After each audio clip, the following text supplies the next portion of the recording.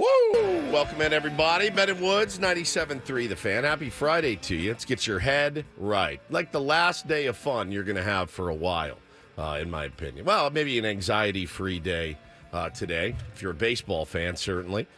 Welcome in. Good to have you. We are like ducks on a pond. On the surface, everything looks calm, but beneath the water, our little feet are churning a mile a minute. It has been such a hectic week in the Ben and Woods world, the 97.3, the fan world. It's crazy, man. When the playoffs come to town, you got to be ready. You got to be fluid. You got to be ready to jump at a moment's notice. I did some rudimentary math yesterday, fellas, and I realized that after our live broadcast tomorrow at AleSmith from 2:30 to 4:30, we will have talked on the air for 23 hours this week. 23 hours is almost a full day of RBS. A full day of 7. Just us. I don't know. It's too much. Like it's. I don't think it's too much. I'm not like I can't do it. I'm like, do you guys still want this? Do you want a full day of Ben and Woods a week? 24 hours essentially of us just prattling on and. Can't we just do one show? One 23-hour show? One 4-hour show, and we'll just run it back 6 times. 6 times? I just hope that it's not overkill for us. I'm kind of I'm out of fresh perspectives really on talking about, the game that ended a couple days ago and the games that are ahead. You need the games to actually talk about something fresh, but we are going to have some fun today. That I do promise you. I'm Woodsy. That's Paul Reindl. He's the executive producer. Good morning, Paulie. Hey, how are you? Good. And Benjamin Higgins, your friendly neighborhood sports anchor, joins us as well. Good morning, Benjamin. Good morning. Don't you think that we should just bite the bullet and find one more hour? One extra hour? Just to say we did 24 hours of live local radio this week. It's kind of like hitting 29 home runs. Yeah, you just want to just get the one round number. A nice round number. I hope you guys aren't over it.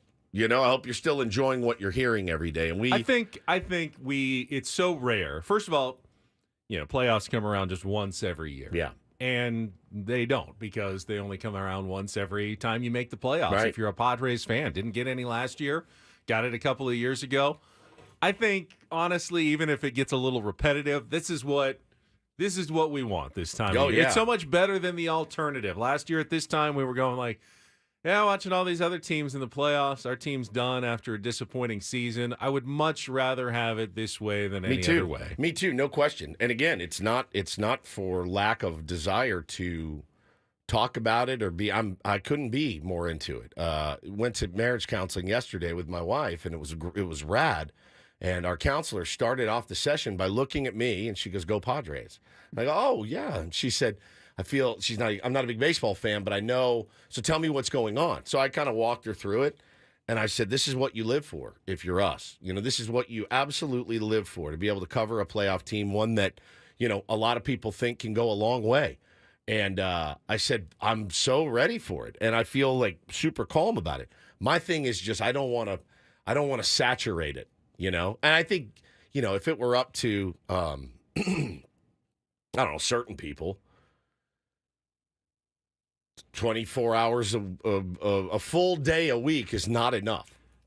It would be extra sweet if we did 24 hours. It would be extra sweet. Is it extra sweet because this is against the Dodgers? It would be extra sweet if we did like 18 hours a day. He couldn't get enough of this coverage, even though we're basically just repeating ourselves over and over. Yeah, Dodgers. We all know the history here, So I don't know. There's plenty to talk about. I guess there's a couple moves that were made yesterday that are of some interest to Padre fans out there. Had a really fun day on Twitter yesterday. My heart actually goes out to the LA public school system. I don't know what's going on there. You probably need funding because of some of the takes that I saw yesterday on the Twitter machine. I thought, again, I was living in a simulation. And we can talk about that, but I'm concerned. I'm concerned about the LA public school system right now as we sit today. And I know you know what I'm talking about. the lack of logic or just basic understanding is staggering. The inability to read a date is staggering. And I couldn't believe what I saw yesterday. I mean, I shouldn't be surprised. But so we have that coming up. We have something coming up today that is pretty legendary. If you look at the rundown, Ben. I'm looking at it right now. Yeah. Jordan Schusterman at 8 o'clock. Well, we always have. It's always pretty legendary. We always have one of those guys. Yeah. The only thing that I don't recognize as I'm looking at this rundown is at 7:35. It says Ben and Woods Roundtable. Yeah. What's the Ben and Woods Roundtable? We did the 97.3 The Fan Roundtable yesterday. We don't have a roundtable. We just have the three of us. Well, you guys know how much I love roundtables. I can't get enough of any roundtable. It's true. Nights of the You're often roundtable. calling me, telling me how much roundtable you would like. Sometimes I call in your life, Ben, and I say, "Can we just get let's just get one together? Just a few dudes sitting around a table and just." Like, it makes you upset that the table that we're sitting at right now isn't perfectly round. What shape would you call this, by the way? Oblong. It's the weirdest shaped table I've ever seen. It is. It looks like a football that was, like, deformed. It actually looks a little bit like a wiener. These are the boys, and then that's the shaft that way. But that's a weird looking. Yeah. Wiener, well, I mean, I don't know. how is it not? Look. How about now? Does that make it any different for Let's see. Just looking at the table here. I don't want to digress too much. I don't know. Yeah, kidney shaped with a shaft at the end of it. So, doing a special version of the roundtable. Should we just wait to tell him? Kind of like making him sweat a little bit. Do you have any ideas on what this... I'm a roundtable expert, so if you guys He's the want to do a host of the roundtable, He's the host of the roundtable. I can handle whatever you You're throw hosting at this me. one too. Well, Paulie,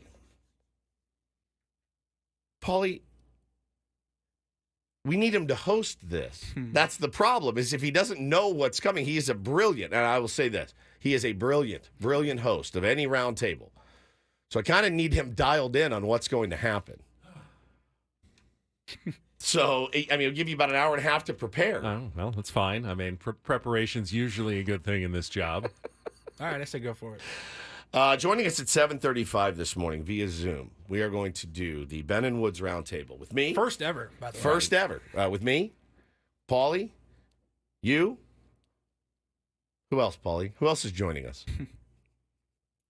From Fox 5, Julian Delgadio. Yeah! From CBS, Jake Garagani.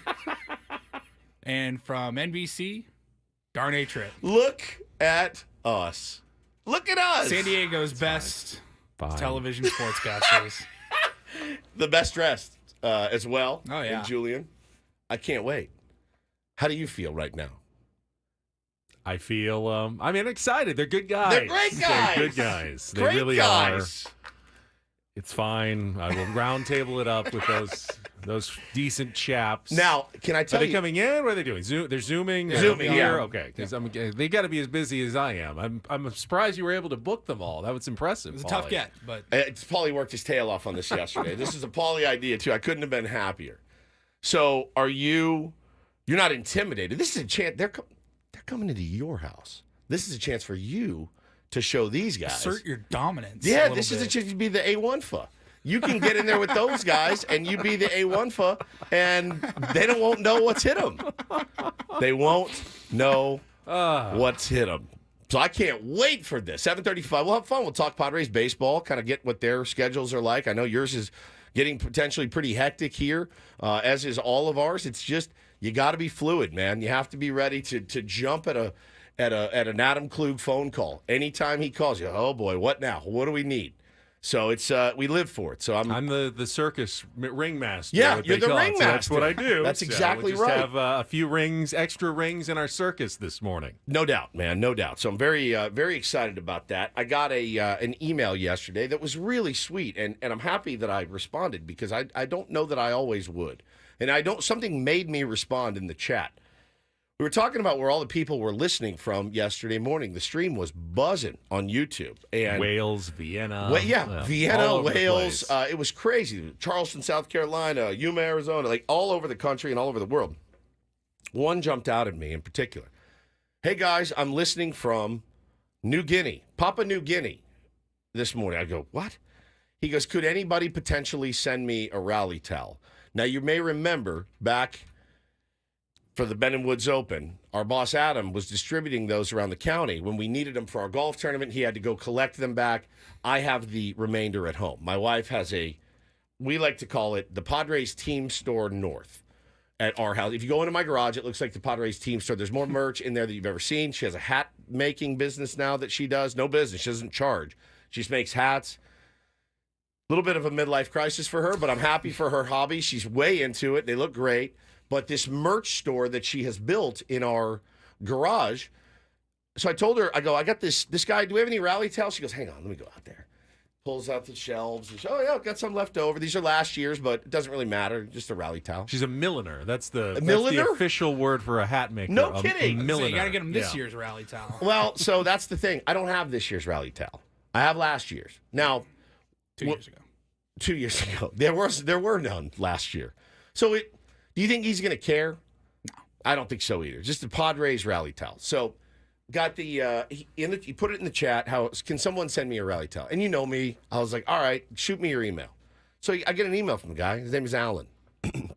He said, Woodsy, I'm the guy that asked for a towel in the chat. You don't know what it means to me that you immediately reached out. Grew up in San Diego. I'm a lifelong fan for 38 years, for better and for worse. And have unfortunately been deployed many times during multiple seasons over my 19 years in the Navy. You guys don't know how much you mean to me and to people like me. I listen to you guys almost daily. I feel like it keeps me connected to my city and my team. I'm out here using VPNs and paying way too much for internet just to follow our Padres, and every second has been worth it.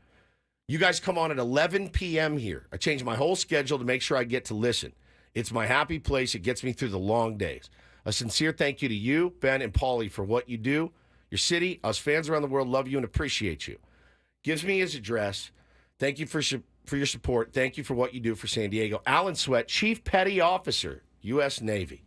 And I said, bro, I go, number one, he sent me his Venmo to request. I go, we got it. We'll handle it.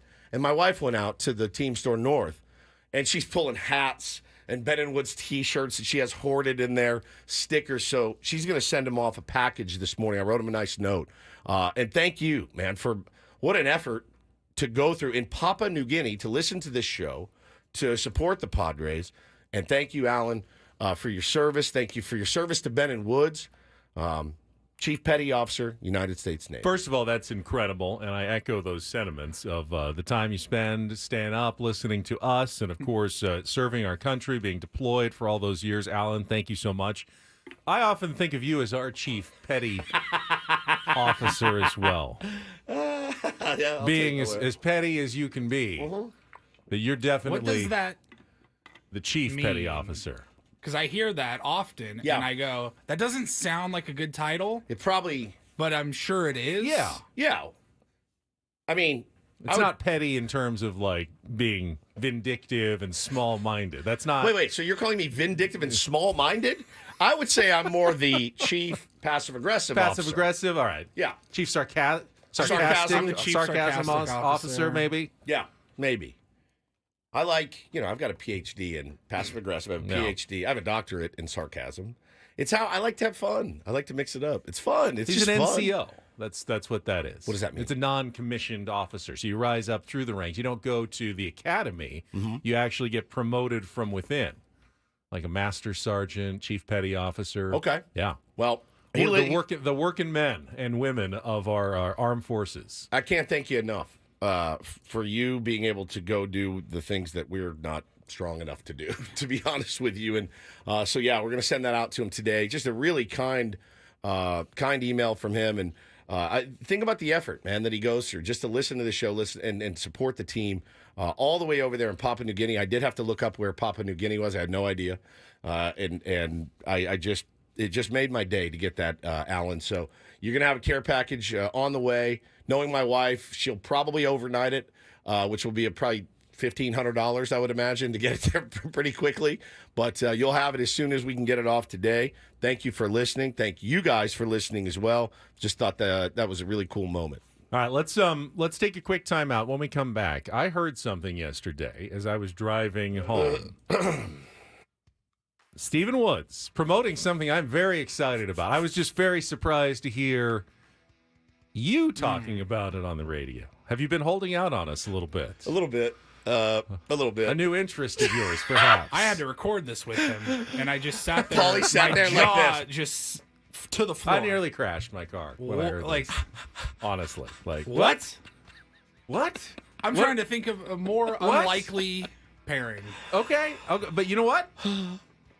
I kind of like it.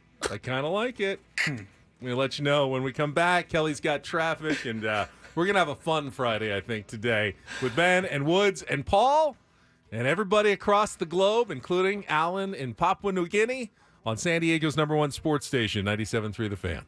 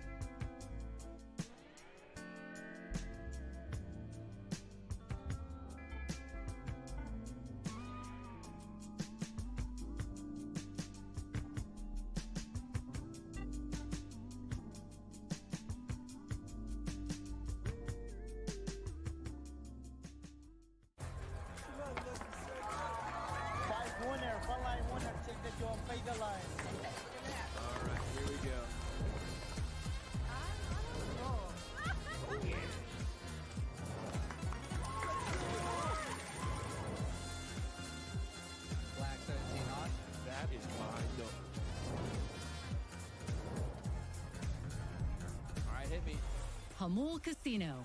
Fun above all else.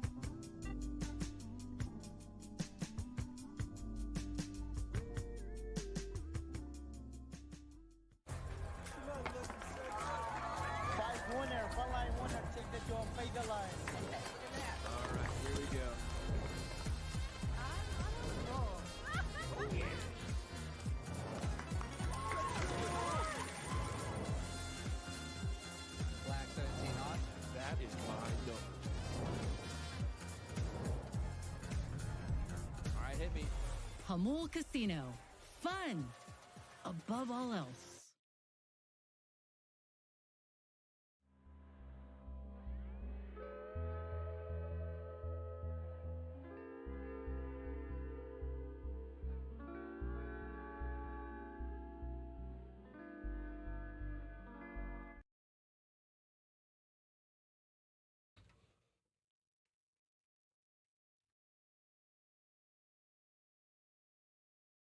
So it's October, and I know what October means for Stephen Woods over here. He has to cut pretty much all extraneous things out of his life. Yeah. It's all about the postseason, family, and work. There's really very little else you care about in October. Your priorities. Now, like last night, Thursday Night Football. How much did you watch of the Atlanta Falcons and the Tampa Bay Bucks? Really good game. I heard it was a great game. Yeah. And I saw the final play, and that looked like it must have been really exciting to watch. The Falcons won. They did. On a walk-off, essentially. Kirk Cousins over 500 yards, wins it in overtime. I wasn't expecting you to watch it. No, there's no way I could. I know you. Your priorities are, family. Yep.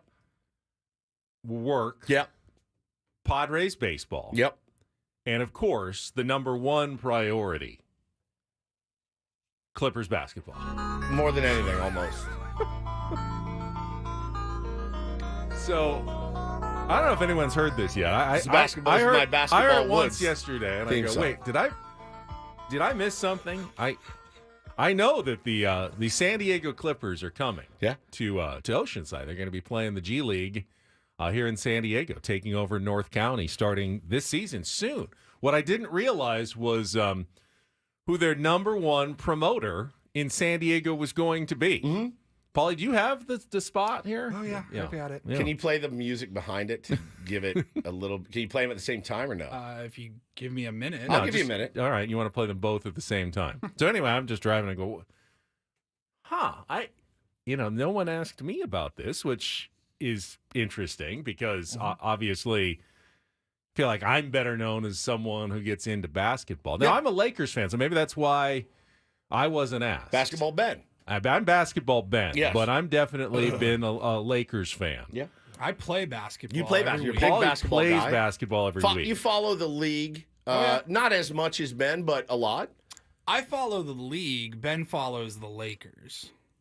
Okay, I think that's... Like, I don't have a team. Oh, you don't have a team. Okay, so yeah, you follow General basketball knowledge. Yes. Right. Fan of the sport. Oh. So I heard this. Hey, San Diego, it's Basketball Woodsy here. Get ready for an epic showdown at the all-new Front Wave Arena in Oceanside next Tuesday, October 8th. Witness the LA Clippers take on the Brooklyn Nets in a thrilling preseason game. Hometown heroes Kawhi Leonard and Norman Powell return to San Diego for one night only, 7,500 seats, luxury suites, exclusive lounges, and local craft food. Front Wave Arena is the place to be. Bring the whole family and experience the excitement up close as the Clippers gear up for an exciting season. Get your tickets now at frontwavearena.com. So these are the actual LA Clippers coming for a preseason game against the Brooklyn Nets in San Diego, up in Oceanside at the brand new arena. Woodsy, Correct. big Norman And Powell. you're the Powell. man. I covered Norman Powell in high school. I went to his high school basketball games. We had him on the show. We After they absolutely won did. he won a championship with the Toronto Raptors. He was really good on the He air. was really good. Yeah. Where were you when Kawhi was at San Diego State? I was here. Were you here for that? Okay. Wasn't I? Yeah, it was I was here. 2010. Yeah, I was that here. was first My year first year here. here. All Yeah. right.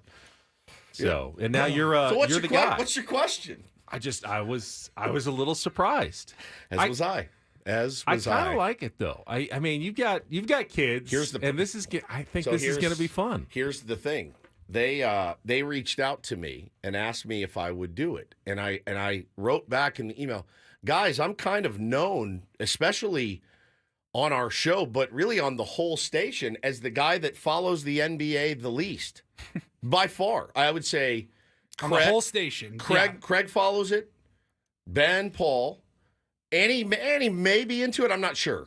Tony is an immense massively NBA fan. Might even be a bigger basketball fan than a baseball fan, if we're being honest. Right. Well, he was a player. Basketball. Everybody that does something wants to do something else. He was a big leaguer. Elo's a big basketball and hockey guy. Yep. And Braden, I think they all follow the league more than I do. And I wrote them and I said, I'm probably the one that's least known. They said, yeah, you have 2 small kids though. And I go, yeah. Do your kids like basketball? I go, no, my kids don't like basketball. They love basketball. They love it. We play basketball every single day in the street, every day. And they said, that's why we want you to voice it. And I go, all right. So then I thought to myself, well, I would love to take both kids to a basketball game. The only game they've ever seen live was Bo went to the Globetrotters and came home. It's like, that's how he fell in love. So I said, all right. They don't pants anyone at the Clippers. No, games, there's just no, so he knows, but it's like to see, some of the best players in the world, and it's fairly close to home. Yeah. And they said, that's why we want you to voice it. Very cool. And I said, all right, man. And so I am going to take the kids when that game goes down and try to get them into it a little bit. And I think it's kind of like what's happened to me with soccer. I really didn't like soccer at all. When Bo plays soccer on Saturdays, your boy is like Pep Guardiola. I am pacing the sidelines. I'm like, let's go, push it up. Let's go. Come on, boys. I'm so into it. Why? Because he's into it. So when they asked me to do it, I said, I'm going to sound like an idiot, you guys, because I'm known for not liking it. They said, you got little kids. That's what we want. We want you guys to bring your kids up there. I go, all right, let's do it. Kurt in the chat goes, I picture Woods just screaming, defense! Chop, chop. Defense! Defense! I do it for the Seals. I do that into the mic for the Seals, but I'm excited about it. So we're going to get them up and let them see some real professionals play basketball. I'm excited for you. I'm excited for your kids as well. And, we got basketball coming to town, so very, very cool. And we got soccer coming to town. I mean, all these things are coming, and it's just like, holy cow. Yeah, Tim says, Woodsy's the fan they're trying to reach. No allegiance. That's exactly right. That's the guy you want. Just a reminder, we've got a Ben and Woods special show coming tomorrow to AleSmith in Miramar. The broadcast will be live from 2:30 to 4:30, getting you ready for the San Diego-LA playoff game. AleSmith, $3.94 Pale Ale, the official rally pint of the playoffs. You can watch all of the San Diego postseason action at the AleSmith Tasting Room in Miramar with game day specials on $3.94 and more.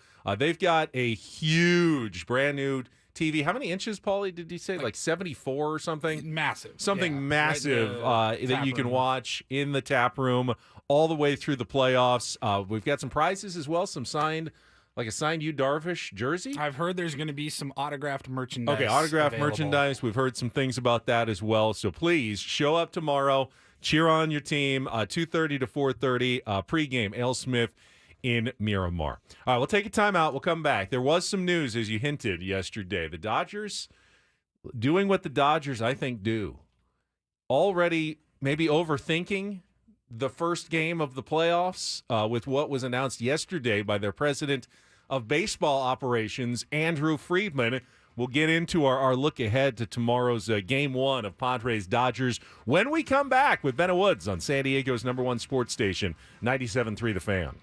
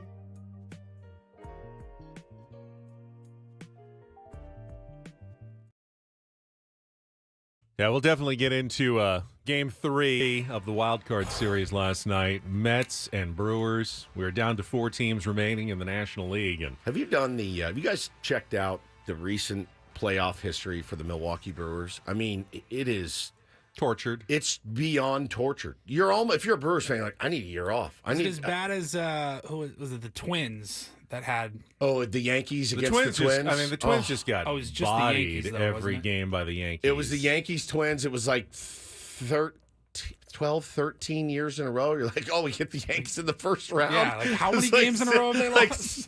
John down the hall was born Twins fan, born and raised a Twins fan, and he just is like, you get the draw, and you're like, well, I'm not watching. I can't do this anymore. And I think Brewers fans, they are going through it. You felt like they had that game in the bag, but the last two. They had leads. They won the first game. They had a lead in the second game, had a lead in the third game, and they let it get away, and their season is over. Buddy, and it just goes to show you, man, like, it goes to show you how quickly it can disappear. And they had every bit of momentum, back-to-back homers in the 8th. And they're on, after a really hard-fought, well-pitched game, 0-0, and 2 back-to-back homers on back-to-back pitches. And that place was electric. Place was rocking. Everyone was going crazy, and then they had their bullpen set up with Devin Williams, who is one of the nastiest relievers in baseball. But he gives up a couple of hits, and Pete Alonso's coming up. Now, this was probably, if he doesn't hit a home run, probably his last at-bat as a Met. He's going to be a free agent. Not a lot of, talk that they're going to be able to find common ground to sign him to an extension. So he's going to hit free agency. So they lose. They're down 3-2. They're down 2-0. This is it for him as a Met. And he comes through against the airbender, the signature changeup that Williams throws. Has not allowed a home run all season. Just kind of shortens up, goes the other way. And right over, he knew it was gone. I don't think anyone else did. Yeah. But hits that 3-run home run. When he hit it, no, they didn't. The Mets won the first game. Oh, that's right. The Mets won the first game. Brewers won the second game. The Brewers won the second game. But when he hit that ball, I go, it sounds like he got it. But when they did like the pan to his face, the second he hit it, he goes, F yeah! And I'm like, bro, that thing scraped the top of the fence. Like, how did you know that was going to go, man? It was nuts. I just think that I love the 3 games. I think it's brilliant. I know that's the only one that went 3, right? Yeah, that's the only one that went 3 games. It was high drama. It was excellent. My heart broke for Devin Williams, who I really, really enjoy. I hated seeing Jesse Winker happy. Jesse Winker is just rocketing to the top of most unlikable MLB players. I know how we feel about him in San Diego. But I was happy for our pal Italian Paul, big Mets guy. I know his heart must have exploded in that game, and as did most Met fans. But now, look, you look at what is to come. Let's be honest with ourselves as baseball fans that aren't partial to either team. Mets, Phillies, so much better than Brewers, Phillies. Can we agree with that? The Mets and Phillies have never met in the playoffs before. This is going to be incredible. What an incredible series. I mean, both Padres, Dodgers, Mets, Phillies. You can't get any better. The rivalries of teams that are only 100 miles apart on both sides of the country. It's pretty much maximum drama and theater for Major League Baseball in the division round. Oh, my gosh. Yeah, John Boy did a breakdown this morning of Devin Williams potentially tipping pitches last night, letting them know that, hey, it's my glove's a little higher. Here comes the heater. Now, again, you're up there. You're looking for 1 or 2 pitches. I was laying with Bo watching that inning, and I said, so how do you – he's like, so how do you know? He goes, what do you do? And I go, you try to sit fastball – and adjust to the changeup. I said, but it's a 10 to 12 mile an hour difference. I said, you have to get lucky. You have to get lucky, or in maybe this case, you got to know what's coming. I didn't see the breakdown, but in terms of it wasn't like Tatis swinging out of his shoes on the first pitch, hunting fastball. I think it was just Devin Williams falling behind 3-1, and Pete went the other way for that. That's not, to me, that's not you're sitting on something and you're swinging out of your shoes, but. It was a great at bat. Well, again, Pete Alonso. If he had an inkling that changeup was coming, on a 3-1 pitch, then he waited on it. He waited on it. He definitely waited on it. Drove it, and I was whether he had an inkling or he guessed right, he was waiting on it. What a moment! What a moment, Met fans. I mean, you are down to the final inning. Brewers fans, you're feeling like we are moving on. It's Philly time. But yeah, man, I do tend to agree. Now, we never know how these series are going to go, but Mets Phillies certainly has a lot more cachet than Brewers Phillies, in my opinion. And it's going to be these two cities going at each other. Oh my God, it's very, very reminiscent of what's happening right now here in our fair bird. Definitely heard a couple people go, as magical as this Padres season has been, and it is, the Mets also have a bit of that feel of big time team of destiny as well. Inevitability. They've had a lot of big moments. They, obviously their slow start and having to come back to just make the playoffs on the doubleheader last day of the season, the way they made the playoffs with their comeback against the Braves. They're also feeling like this is a special season. Will they end up meeting in the NLCS? I'll say, if they do, it's the one team that the Padres would have home field advantage against in the NLCS, where they would have games 1 and 2. It was literally my only Petco rooting Park. interest. So, if the Padres can advance, I want the Mets to advance. Home field advantage. Yeah. You would have that. You would have the first 2 and potentially the last 2 games at Petco Park of the NLCS if it was against the Mets. I still think the Phillies are much better set up for pitching. They've had playoff success the last couple of years. I think the Phillies are a solid favorite in that series. You had a guy, it just goes to show you the weirdness and randomness of the playoffs. You had a guy, David Peterson, that had not pitched in relief in over a year. He's a starter for the Mets this year, a really good one. Has to come in and get the last three outs of the game, and it's just like, man, anything goes. It's the Wild West in October, so it's just they've had so many bits. The Mets, they had the Grimace bit, they had Hawk Tua girl, they had the utility infielder singing OMG. They have the OMG sign. The OMG sign. Now you had Pete Alonso, who bought a pumpkin in Wisconsin and said, "This is the playoff pumpkin," and that's their new bit. I'm like, God dang, dude, they're gonna run out of bits. They may run out of pitching too at some point. They should host a morning show. They have better bits than we do. I wonder if they're gonna do a round table today, because we are at 7:35. I'm excited about that. Musical trivia. Take on Pete. Wait until they debut the Mets Rally Roach. Yeah, Rally Roach. Who am I talking about? We got plenty of bits. All right, kiss the Rally Roach. Well, all right, so the Phillies are well set up. They've been waiting all week. They know who's pitching. You'd think the Dodgers would do the same, but apparently they have a little more, up in the air nature of their starting rotation. We'll talk about that right after a check of traffic here on 97.3 The Fan. From the 97.3 The Fan Traffic Center, here's Kelly Danick. Traffic is sponsored by SDG&E. Just a couple things to watch out for here. South 5 coastline near the racetrack. We have reports of a stalled vehicle, mostly over the right shoulder, could be partially in the slow lane, so move over a lane that's safe to do so. South 5 near the racetrack. Also southbound side of the 805 El Cajon Boulevard, somebody lost their bumper in the fast lane. In peak wildfire season, as a last resort, SDG&E may need to shut off power in specific areas for public safety. Learn more about public safety power shutoffs at sdge.com/PSPS. I'm Kelly Danick with Ben & Woods, San Diego's #1 sports station, 97.3 The Fan.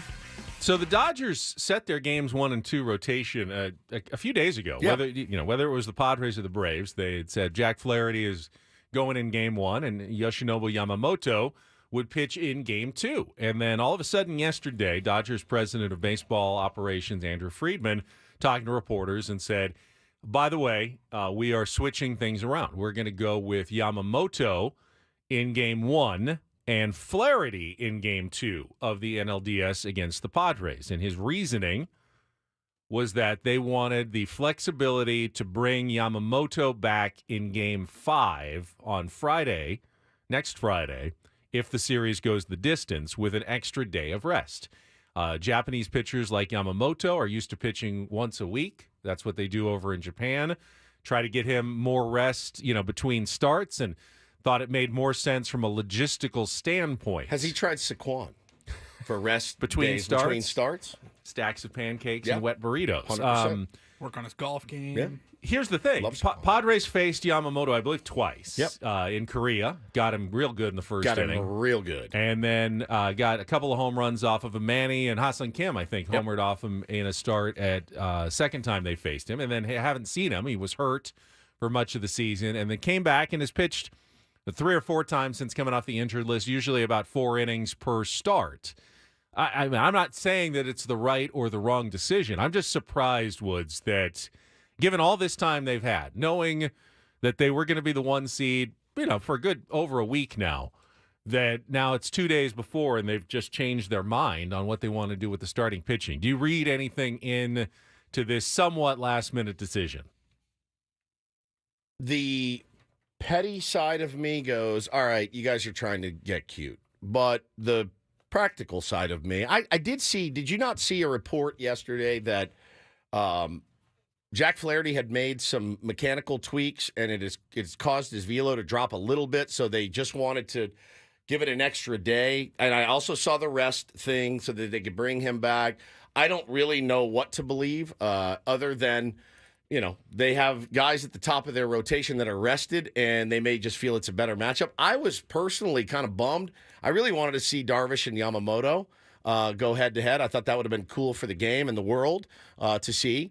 But other than that, we thought that in Korea as well, and they didn't make it happen either way. They didn't make it happen there either. So I thought that, that kind of bummed me out that we didn't get to see that. But honestly, I don't know. I don't know why they did it. They do stuff like this. So, we've done Michael King, as Chris Ello said on the roundtable yesterday. Michael King surprised the hell out of him when Mike Schilt named him the Game 1 starter. He absolutely assumed that it was just going to be Cease, Musgrove, and Darvish. So ultimately, they could bring back either guy on next Friday if it goes Game 5. Yeah. They could bring back Yamamoto on an extra day rest or Flaherty from Game 2 on 4 days rest. However, and I heard this point made on MLB Network Radio, if the Dodgers are down 2-1, or down, and it goes to Game 4 at Petco Park, and they've got like Landon Knack and going, our season is on the line, they won't be able to bring back Flaherty or Yamamoto for that game at all. On short rest,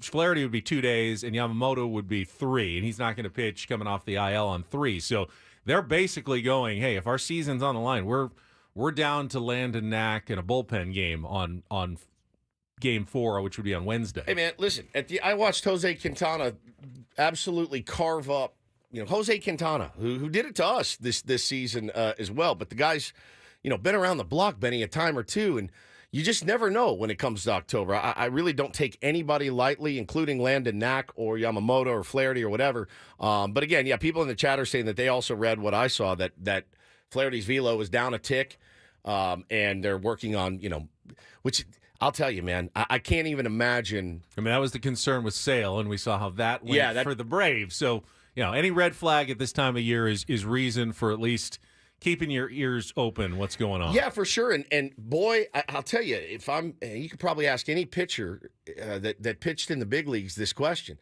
Hey, do you like doing mechanical tweaks couple of days before your biggest start of your career and your season? If you're out there thinking about mechanics on the mound, you're done for, man. You just are. Like, that's something that needs to be locked in and ready to go. And especially, hey, man, my velo's now down because I tweaked this, or what am I missing? And so now they're trying to fix that last minute. Yeah, I mean, you would think it bodes well for the Padres, but it doesn't really mean much until the game starts. But that is a legitimate, story to follow. I think this is a big load of nothing. Did you see Teoscar Hernandez's quote in the LA Times yesterday? He was quoted by saying, I wanted San Diego just because of the adrenaline and the intensity, just the history of these two teams. I think this is the best scenario for us.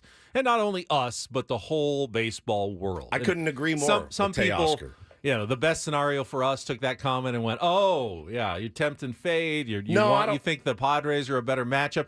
I don't. I think that was I think that's an honest, refreshing answer. Yeah, I thought that was a well-thought-out statement. You like a well-crafted headline. Yeah, it was it has perspective. You like a well-crafted headline. I think that's one of them. He's just acknowledging what we all know. It's going to be awesome. An exciting, much anticipated series that, even though it's kind of a well-crafted headline, it's just the region. It's not regional, even though it's just way down in Southern California. If I'm in Maine, I'm still interested in Padres Dodgers. No question. That's what Major League Baseball is hoping for in the playoffs. We had a Tier 1 yesterday listing from Vermont.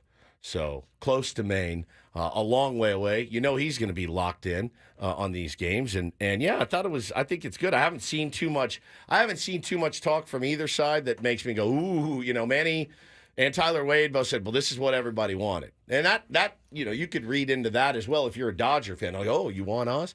And I think the answer is yeah, hell yeah. This is what everybody wants. This is going to be this great. Is the baseball community. This Everybody, is what everybody wants, man. This is who we want. Yeah. They don't care. They just want to keep playing. Want to keep playing. Winning. Yeah, I think it's going to be sick. I think it's going to be absolutely sick, and cannot wait to see what happens. And yeah, hopefully they get to Yamamoto early because again, we talked yesterday on the roundtable, Benny, about the Dodgers bullpen. Everyone's loving on the Padres bullpen, and I look at what the Dodgers roll out there in the potentially 5th, 6th, 7th, 8th, and 9th.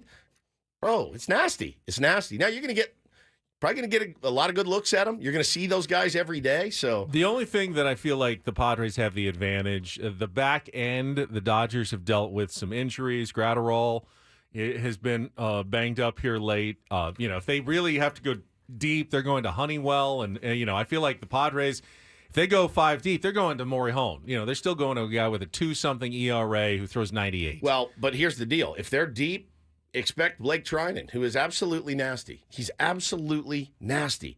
And Joe Kelly has pitched really well against us for some reason. Joe Kelly has thrown well against the Padres.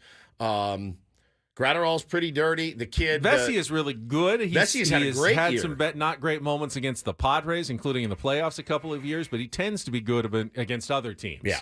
For the most part. So, yeah, they've got, Kopech and Trinan and Vesia. Is Gratterall down? We talked about he definitely went on the IL. I don't know when he's eligible to come back or what his current status is, but they've got a couple of more concerns in the bullpen, I think, than the Padres. So they also, yesterday, they had Max Muncy taking grounders at first, but Freddie Freeman was taking swings. So you might see, I don't know what you do there DH because, day? No, Shohei Ohtani's your DH. Oh, that's right. You can't do anything else. You can't do anything else. So good point. I don't know. I don't know what they will do. All right, we'll come back. There's one thing that I know that Woods is in the torture chamber about for this series that was announced yesterday. We'll do that. We'll play a little Take on Woods as well. Coming up on 97.3 The Fan.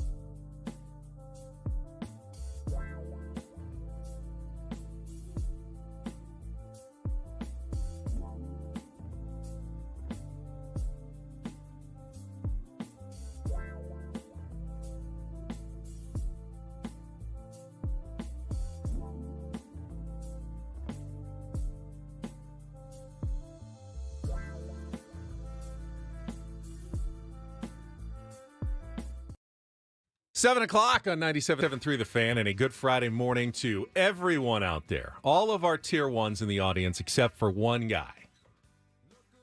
Alan in New Guinea.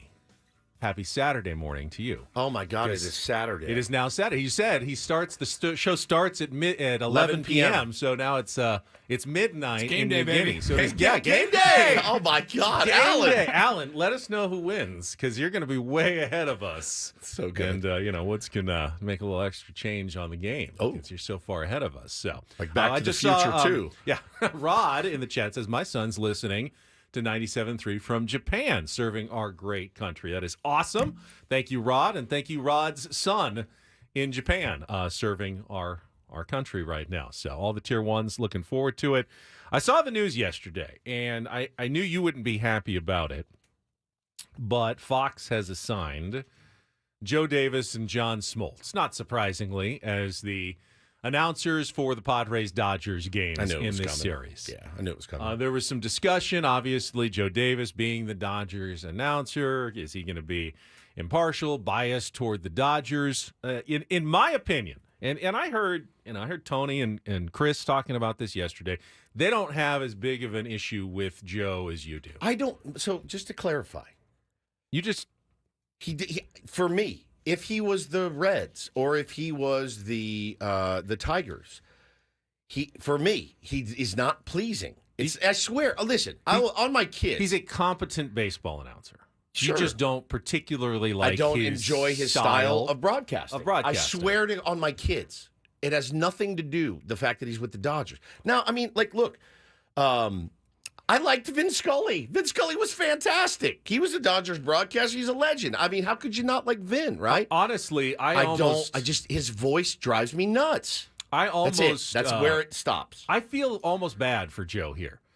Put the shoe on the other foot. Let's say that it was Padres Dodgers. Yeah. But it was on TBS, and they said, Don, you're doing the games, but you have to Play it down the middle. You have to play it down the middle. I feel like that would be so hard for Don Orsillo to then tone it down. Like, Nando this? Ben and Woods, you're doing a national pre- and post-game show for this game. Be down the middle. Sirius XM, you got to be down the middle. That's a tough ask. It is for a anyone. tough ask. It really is. And I think because of Joe's very, vanilla nature, he can pull it off. He's done it. If there's an announcer who he can pull it off. Somebody. Yeah. Somebody.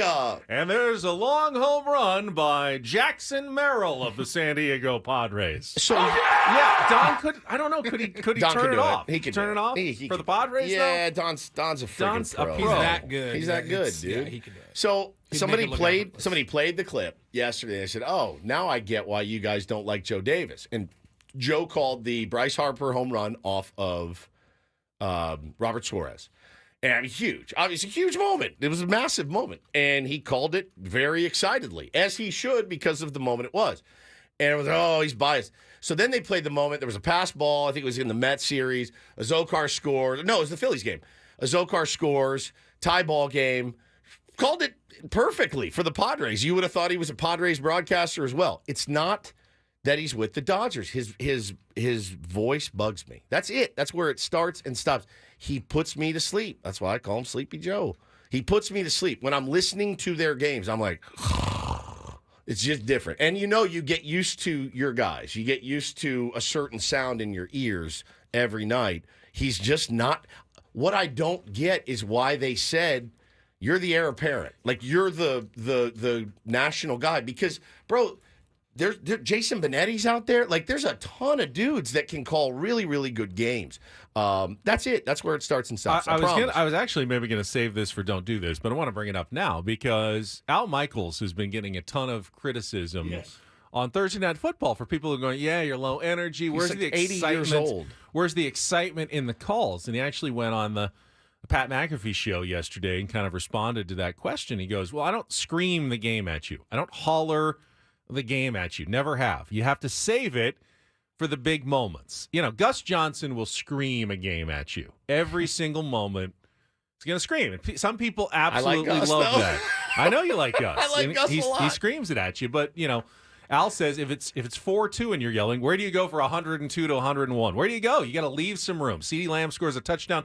What am I supposed to do? Scream my guts out. Some people say yes. Some people say no. It's a stylistic choice. He says it's a 60-minute game. If you scream your guts out in the first 3 minutes, where are you going for the next 57? I think that makes some sense to me.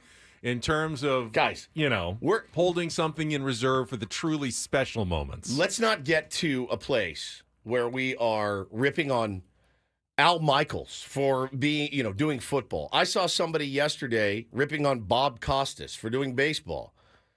And it's like, this guy has called some of the biggest moments in the game's history. He is a legend, and he's still very good at it. So again, I just, for the Dodger fans out there, it's not because he's a Dodger broadcaster. I just don't find him entertaining, and I don't find it very pleasing in my ears, at all.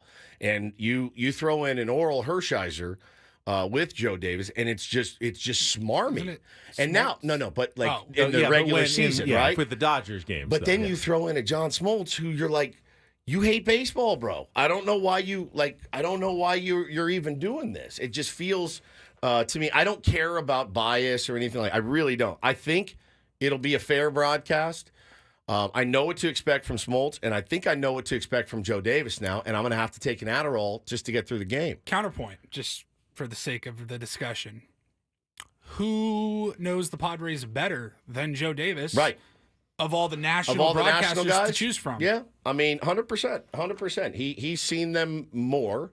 But yeah, somebody made the point. Give me Matty V. And I know he worked here many moons ago. God, he'd be great. But Matty V. Santa Maria. Josh Lewin is out there. He is a phenomenal baseball man. Like, there's so many guys. I wouldn't mind a different rotation every day. We talked about this a while back, and somebody messaged us yesterday and asked, hey, maybe a stupid question, but why don't we get Don and Mud in the playoffs? Right. Well, the easy answer is because these networks are paying a ridiculous amount. Sure. They're going to have their national guys doing it. But couldn't we get to a point where we don't necessarily need as many of the national guys, where Fox, ESPN, whatever, give out one-day, contracts or whatever, just at-will contracts to the team employees, the home team guys.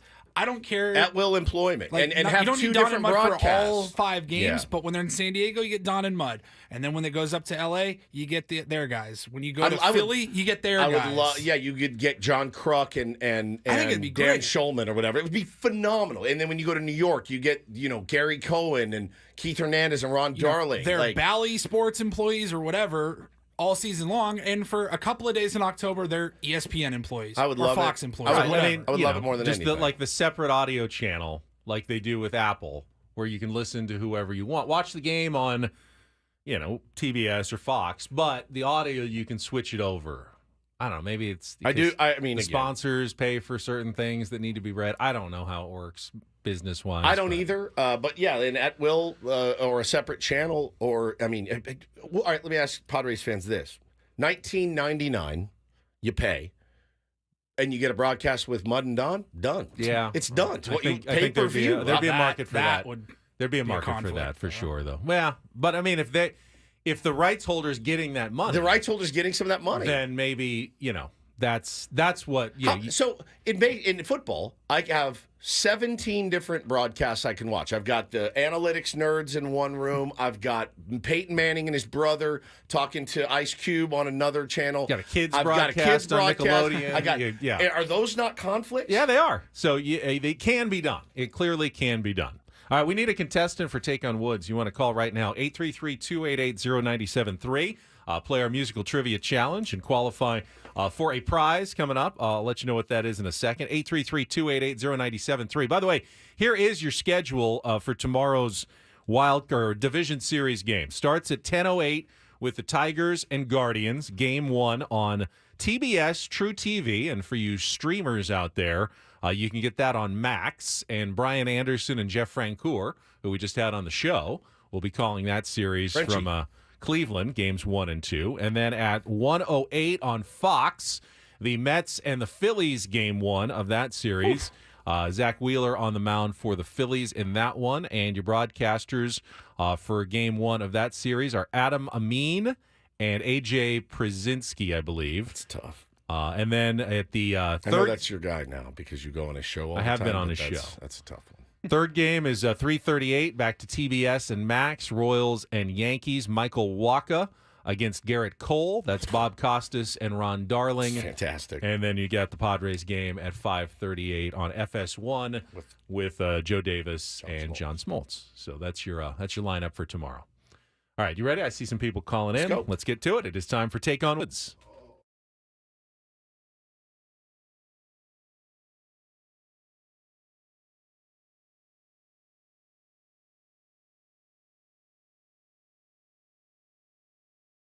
All right, Take on Woods brought to you by Valvoline Instant Oil Change. It only takes 15 minutes. You don't have to get out of your car. For directions and discounts, go to SoCalOilChange.com.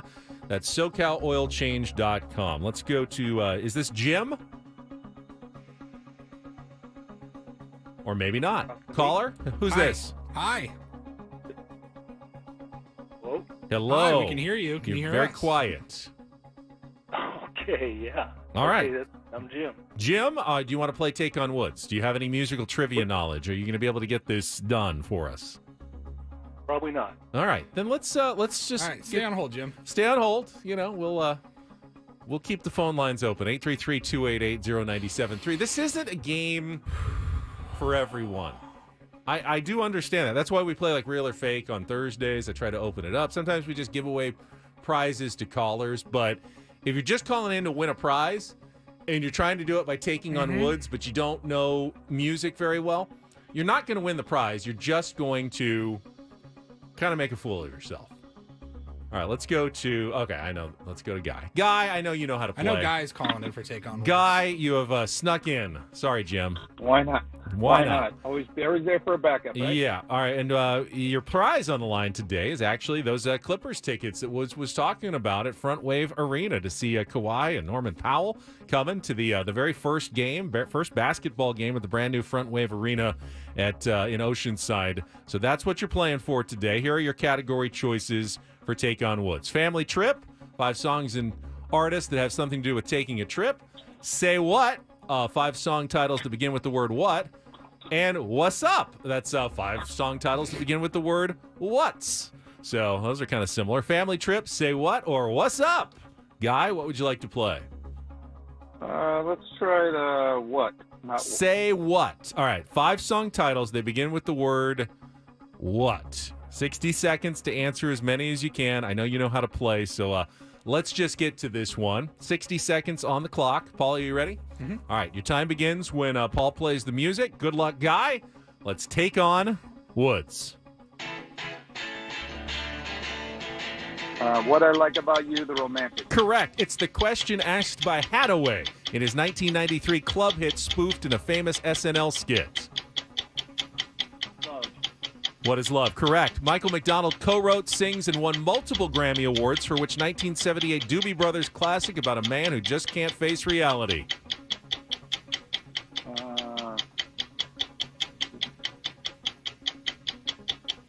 Pass. Christina Aguilera swapped out the word needs in the final title of which single from her 1999 debut album that became her second straight #1 hit following Genie in a Bottle?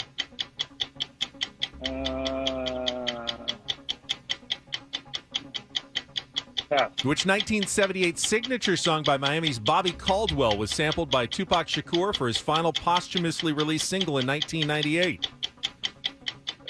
No idea. All right, go back to Michael McDonald. Co-wrote, sings, and won multiple Grammy Awards for which 1978... Oh, time's up. We got 2.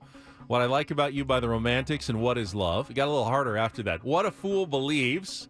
You know I like that one. What a Girl Wants, What a Girl Needs, Christina Aguilera. And What You Won't Do for Love is Bobby Caldwell. So let's bring Woods in. After a little bit of a delay there. We got Guy's score locked in. Stay on the line, Guy. Yeah, well, we had Jim, but Jim admitted he doesn't know music, and we just decided let's just call for someone else. That's right. All right, 60 seconds back on the clock. No category for Woods. Your time begins when Paul plays the music. Good luck. Let's take on Guy. It's What I Like About You By the Romantics? Correct. It's the question asked by Hadaway in his 1993 What is love? Correct. Michael McDonald co-wrote, sings, and won multiple... What a fool believes. Correct. Christina Aguilera swapped out the word needs in the final title. What a Girl Wants. Correct. Which 1978 signature song by Miami's Bobby Caldwell was sampled by Tupac Shakur for his final posthumously released single in 1998.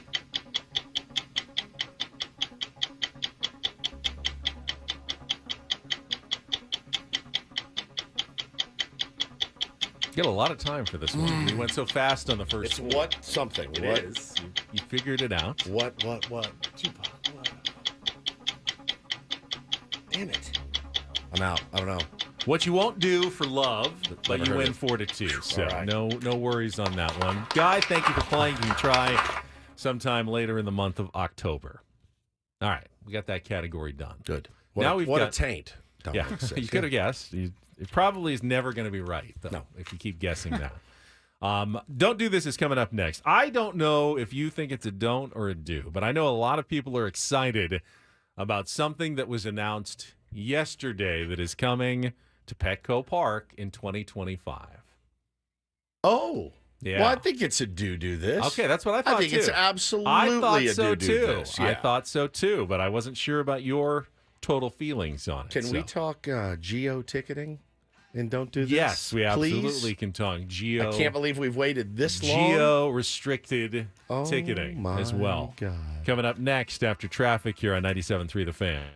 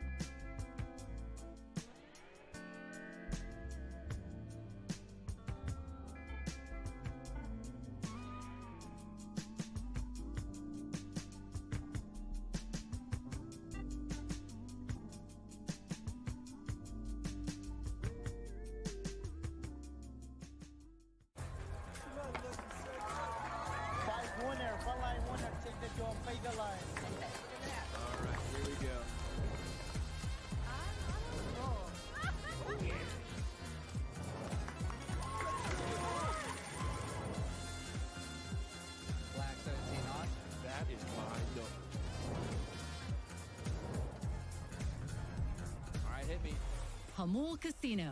Fun above all else.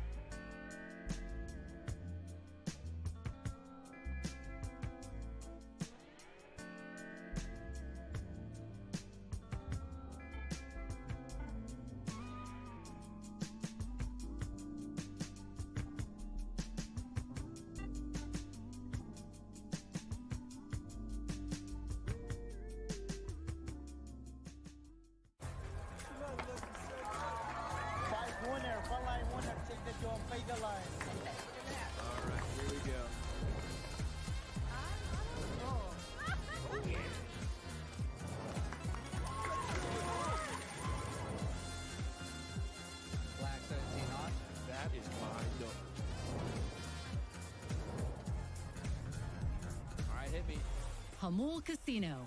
Fun. I'm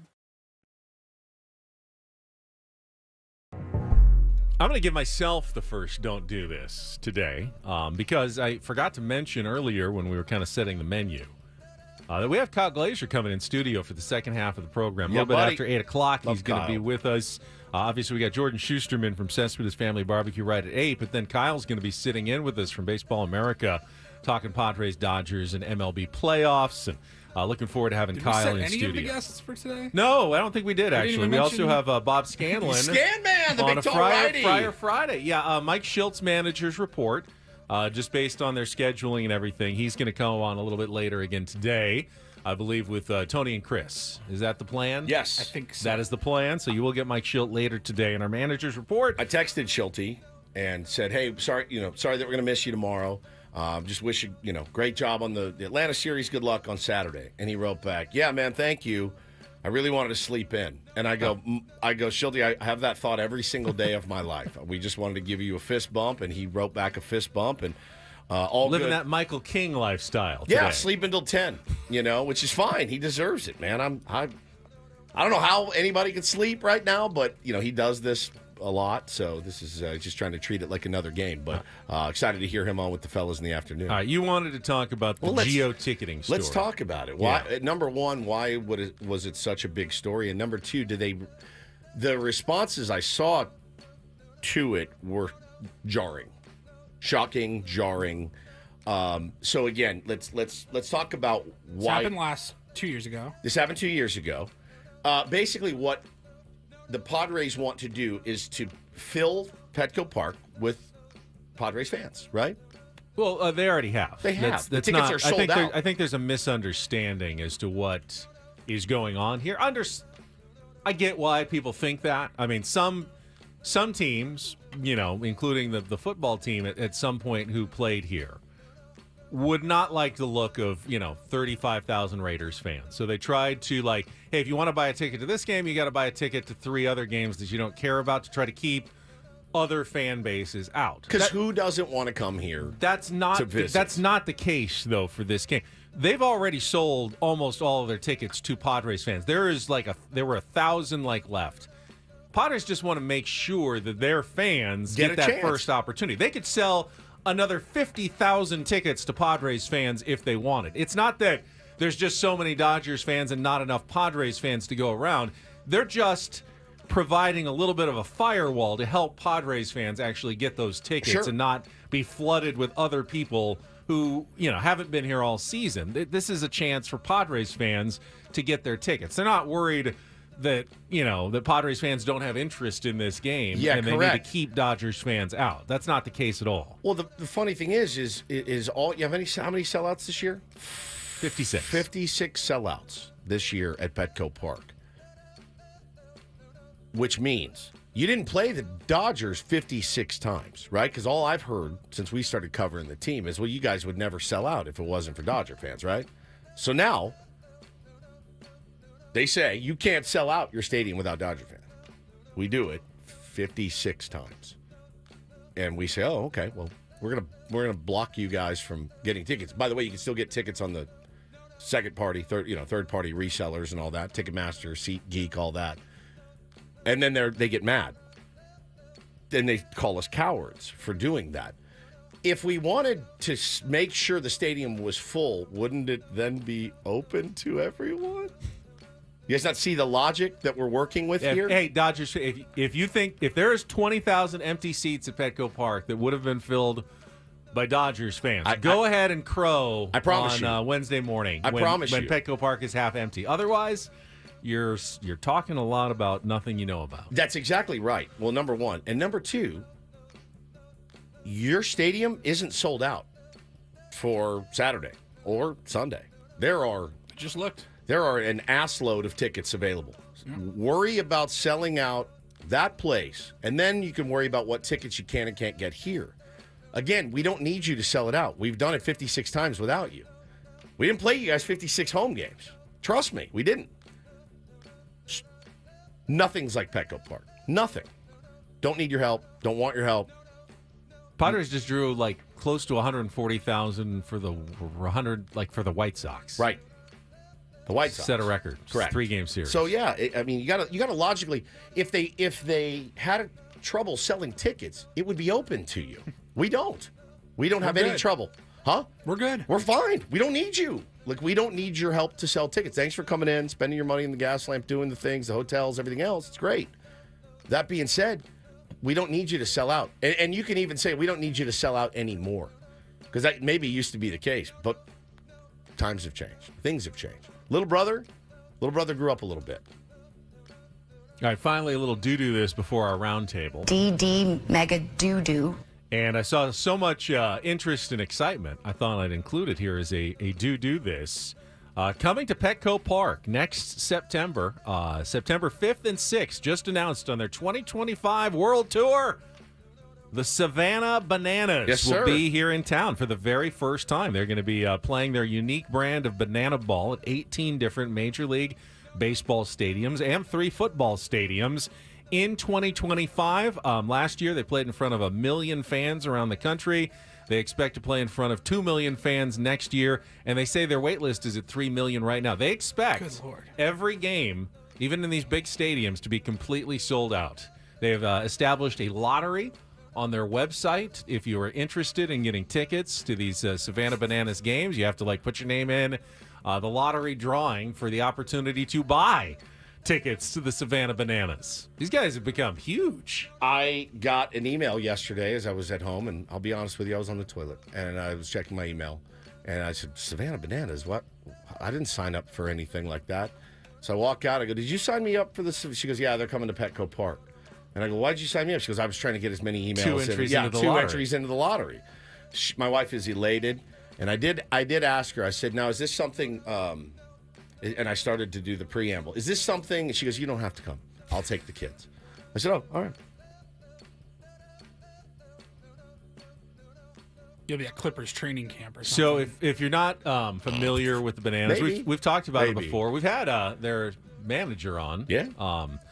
But some of the it's like the Harlem Globetrotters a little bit, but for baseball, where they do some routines. They play a game, but they also do routines and skits, and there's some comedy involved. If a fan catches a foul ball in the stand, it counts as an out. They're huge. They just added another rule, the golden batter, allowing each team one opportunity to deploy any hitter from any spot in the lineup at any time they want. I probably will go. I think the Dodgers wish they had that rule. Oh, yeah, golden batter. Here he is. Son of a Shohei Otani's coming up again. I will probably end up going. We tried to watch a little bit on TV, and Bo was kind of into it. Taylor was into it, so I'll go with him. It should be fun. I mean, it's Petco Park. You'll probably see Peeve. You'll probably see some legends out there too. So Trevor Hoffman going to come out or something. Fans are allowed to challenge calls. That could be a problem in a 45,000 seat stadium. Yeah, I will probably go if we get tickets. I mean, again, it's going to be pretty heavy. I remember when they played up in San Clemente or something, and we had the guy on, and we had the PR person's name, and I said, Can I buy 4 tickets? My kids are dying to go. This is a couple years ago. Who do you think you are? The guy literally laughed at me. He's like, "Yeah, no, sorry, pal, no chance." If a pitcher throws a wild pitch, on the first a 0-0 count, you can steal first. Take off and try to grab first base before they throw you out. If you're walked, instead of walking to first, you sprint around the bases as far as you can get until they throw the ball to every fielder. Yeah. It's kind of a crazy form of baseball. So Dynamite drop in here from Sweet D619 in the chat says, Woodsy had the thinnest legs at the round table yesterday. Don't skip leg day, Mr. Woods. I really don't skip leg day. I mean, we're not all blessed like Ben with giant, thunderous calves. There's nothing I can do about it. Well, we've got another round table coming up next with some incredibly handsome people. Yeah. Oh, yeah. I wonder. That you set up. I do have bird legs. There's nothing I can do about it. But you invited all of my television competitors to join us in our next segment, presumably to talk some Padres. Yeah, talk some Padres, talk some San Diego sports. Yeah. So we've got who do we have? We have Darnay, Jake Garignani, and Julian Delgadio. Yeah, can't wait. All going to join us when we come back with Ben and Woods on San Diego's #1 sports station, 97.3 The Fan.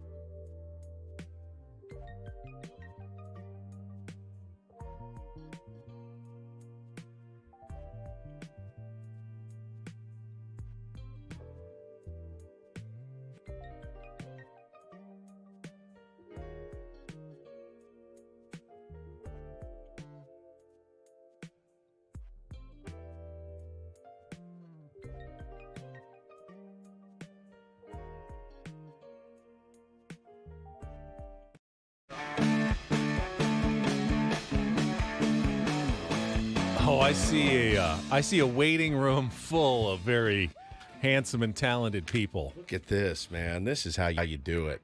San Diego television's finest getting ready to join us on our Ben and Woods roundtable coming up here. This segment of Ben and Woods, hence this roundtable, brought to you by Buffalo Wild Wings.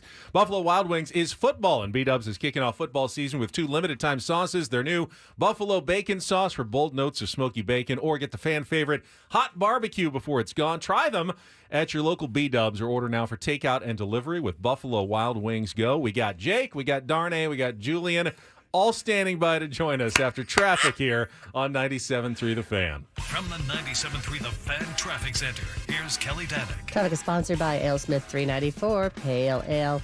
Just one accident to mention here, guys. South on 15 near West Bernardo. Collision has been cleared into the center divide. AleSmith 394 Pale Ale, the official rally pint of the playoffs. Watch all the San Diego postseason action at the AleSmith Tasting Room in Miramar with game day specials on 394 and more. Root for the home team with other fans while enjoying the game with sound. Don't miss out. I'm Kelly Danick with Ben and Woods, San Diego's #1 sports station, 97.3 The Fan. Guess what? Not a single one of them is wearing a tie this morning because it's the morning and we all like to be casual. But let's welcome everybody into this roundtable. I see Julian Delgadio from Fox 5. Julian, good morning. Good morning. Thanks for having me on here, It's guys. great to have you, Julian. I see Darnay Tripp from NBC 7. Hello, Darnay. I was so excited that Julian's mic wasn't working as of like 15 seconds ago. Like he just got going. I'm so bummed out we can hear him. Oh, my gosh. And I see Jake G from CBS 8 Jake because G. none of us know how to actually pronounce his last name. So why don't you do it for us, Jake? I feel like it's safe to just go with Jake G, but yeah, Gary Annie works as well. Gary Annie. That's safe. That's safe. I would have never guessed. There's an I extra don't know how G in you there guys that's do silent. this every morning. How I'm do not we? sure how you do this every morning. You know what, man? I was talking to the guy at the gas station this morning, and he said, heading into work. I go, yep. And I said, you're obviously here. And he goes, yeah. He goes, I wouldn't have it any other way. I said, me neither. I said, it's Friday, and at 10:03. My ass is in the car, and I am going home, and I am done. I am done for the. I mean, I got a family to raise and all that, but essentially, I'm done with work at 10:03. You can't really beat it, fellas. Well, thanks for joining us. We've had a lot of fun talking this week. We wanted to make Ben a little uncomfortable. Ben, are you uncomfortable? Not at all. Look at how could I be uncomfortable? Look at these guys. With these guys? I know. They're all friendly. Super They're all friendly. smiling. They were all nice enough to come on the show today. Let me start with Julian. So. Julian, you've been in town for how long working in San Diego sports?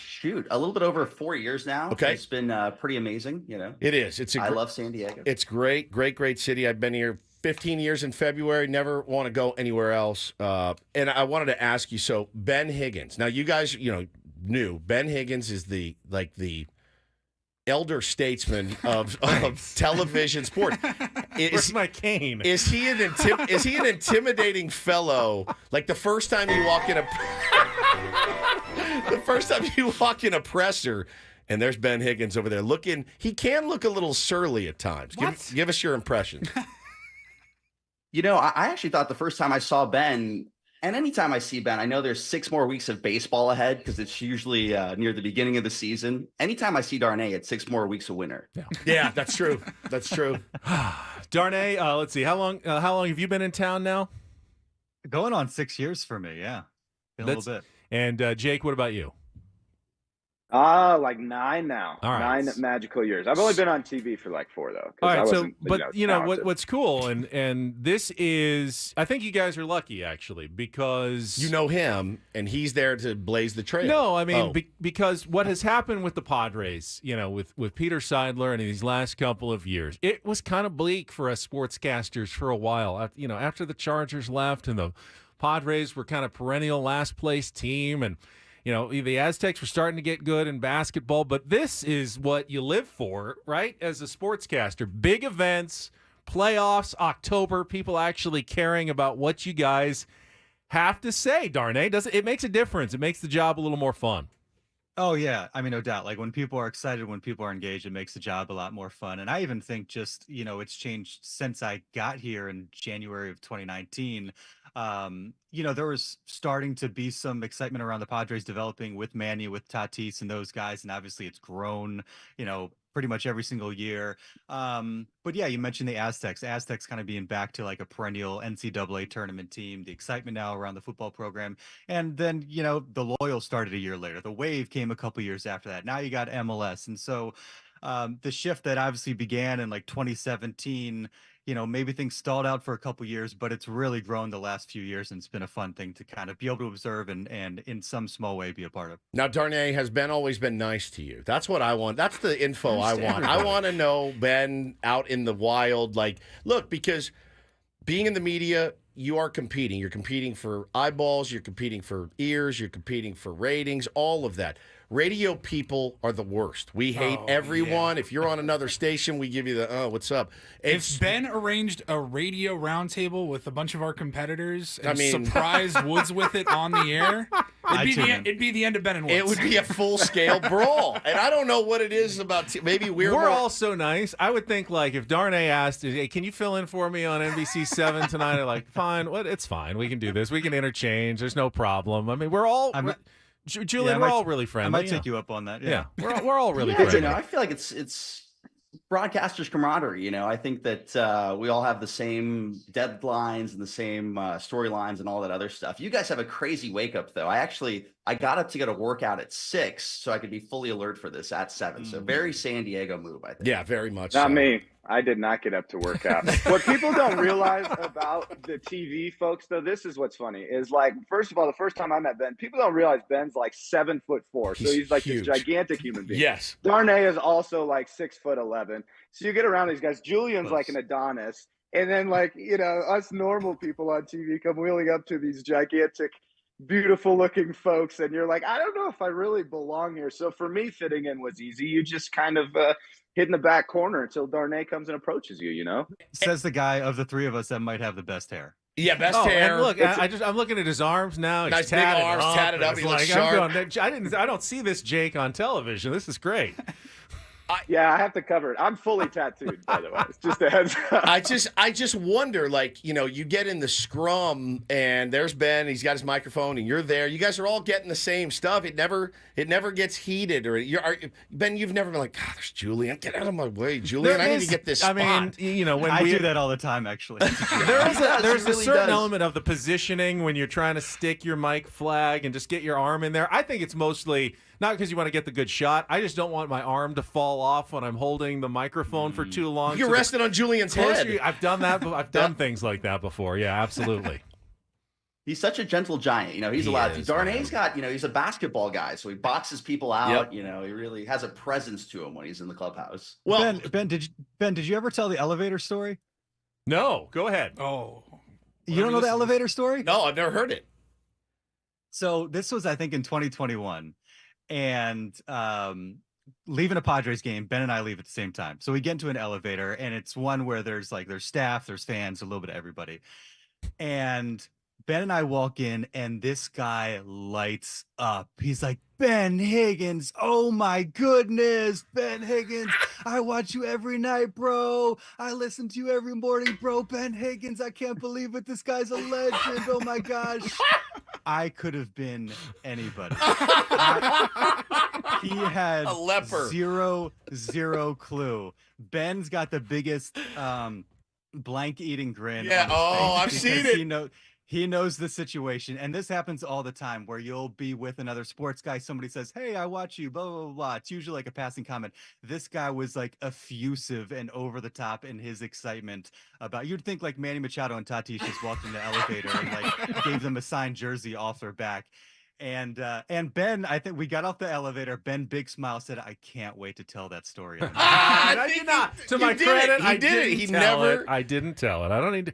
I don't need to boast and brag, toot my own horn. Darnay, that happened to me just the other day from Paulie. Did Paulie let you know this story? Down on the field at Petco, I told Ben this, or Woods this story. Down on the field at Petco Park, we're all sitting there before the game, right? We're enjoying it. We're chit-chatting in our little groups.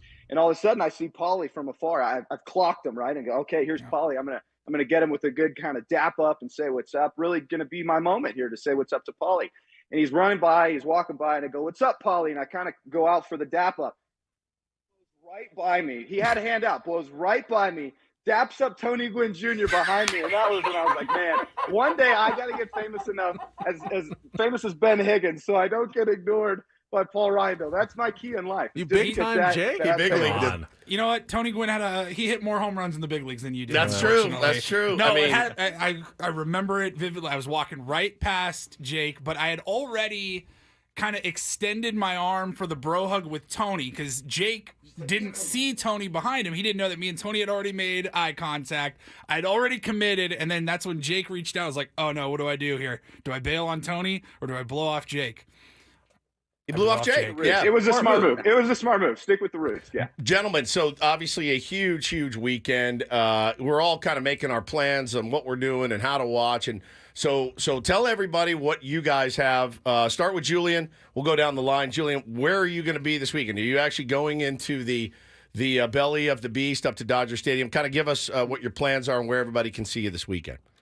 All right, so I'm staying back. I'm anchoring. We're sending our Frank Jefferson up there Saturday and Sunday. I'll be up to LA for Game 5 if necessary. I don't think it's going to be necessary personally, but I might be a little biased on that one. Go ahead, Darnay. I'll be back in the shop like Julian. So NBC7 Saturday and Sunday. Derek Togerson, Todd Strain will be making the trip for us this weekend. But really excited. I mean, can't wait. All right, Jake Garriani with the fake silent Look G and look N. at you, baby. There was that there was a store in Dallas called Garriani Menswear, and I'm going to tell you right now, it was the worst place of all time. Just so you know, it was one of the worst. I think Deion Sanders used to shop there when he lived his there. dad's store. Yeah, no, it was spelled different, but that's what it reminds me of. So where will we see you this weekend? The shoe fits, baby. That sounds like it fits me well. That's fair. fair. I'll be back with the other two for the weekend, and then we'll do the two here at Petco Park. We'll be live there all day, and then back up for a Game 5, as Julian mentioned. But let's hope it's not necessary, man. All right, I don't think people understand. You guys know, especially when you leave town and are trying to do a television remote, the logistical challenges of getting those set up and hooked up and being like in a parking lot of an opposing team. Like I had to do the black hole in Oakland for a Chargers Raiders game out there. Sweet little Ben, dude. Sweet Ben. It's dicey when you're on television and people are drinking and you got the lights set up. There are some very dicey situations. Does anyone have like a memorable live shot that they want to share? Jake seems to have one. Ben got run over by a car. Well, so top of that. Yeah, that's true. I've seen Ben get hit by the car. Julian and I probably have this similar story from I'll start this, Julian, and then I'll hand it off to you. But Julian and I were in Philadelphia for the NLCS in 22, right? And we decided it'd be a fantastic idea to do our live shot just before the game outside of the bank, which is just all of the Phillies fans going crazy the entire time. And so it's like when you turn the light on out there, just like zombies start coming over to the live shot. And so I'm in the middle of my live shot, and some guy is screaming, and he's calling me an a-hole, and he's like, hey, a-hole, a-hole, a-hole. And the fans are just starting to scream up towards the mic. And then I don't know what I'm allowed to get away with on the stream, but there was a guy who started doing a very unruly gesture behind me in the middle of my live shot, if you will. Haktua, maybe. Yep. Something like that. Right. And then the fans kind of just swarm and take over the shot. And it was just the most aggressive crowd I've ever been in. And some guy is screaming into the mic, and I eventually at the end of the shot I go, what gives, man? Why you gotta be like that? And he ends up being the nicest dude in the world. He would later take Julian out for beers and Philly cheesesteaks. I'm still friends with this dude to this day. I'm still really good friends with this guy. And it was Philly in a nutshell, man. And this guy was like just treating us like garbage. And then the nicest dude in the world takes us out. And then I'll let you take over, Julian, because I know you guys. Honestly, it was like an unbelievable experience. Like Citizens Bank Park was just like a hornet's nest. I mean, in between pitches, everything else, like these guys live and breathe, the Phillies. That being said, I got written up for my horror story, so I won't go too much into detail on what happened. But it was an epic trip, to say the least. And I had a live shot right in front of the ballpark, and a young Phillies fan flipped me the bird, right? And he had this little smile on his face. I'll show you guys the photo of it sometime when we're all together. Please do. So we get bounced from Philly, obviously, and people are screaming in your ear, everything else. Like it's just a raucous live shot.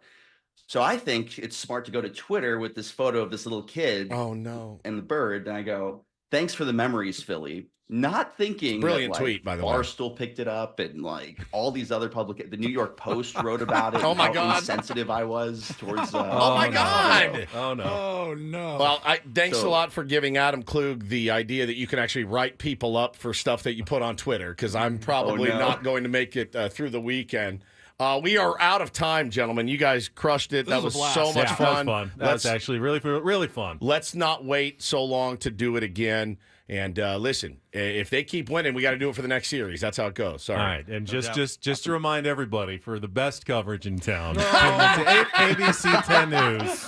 Hey, before we let you guys go, keep crushing it. You guys are awesome at what you do. Thank you. And all of San Diego is appreciative of you guys. I So appreciate honestly, you guys. Great work, you guys. That was awesome. Thanks, Great guys, seeing man. you guys. Good That to was see rad. all of Thank you. you. Julian, Darnay, and Jake. I love that. They are all truly, really great guys. Gentlemen. And good at what they do as well. And that was actually a lot of fun. That was a friggin' blast. to set man. that up. Our Ben and Woods Well, TV caster roundtable. Now I'm panicked because the three of us are going to Philly next year. Oh, yeah. For a game. Oh, We're going to get Who killed. knows? Maybe in a week or two as well. Oh, boy. All right, we're back with Jordan Schusterman, Cespedes Family Barbecue, next year on 97.3 The Fan.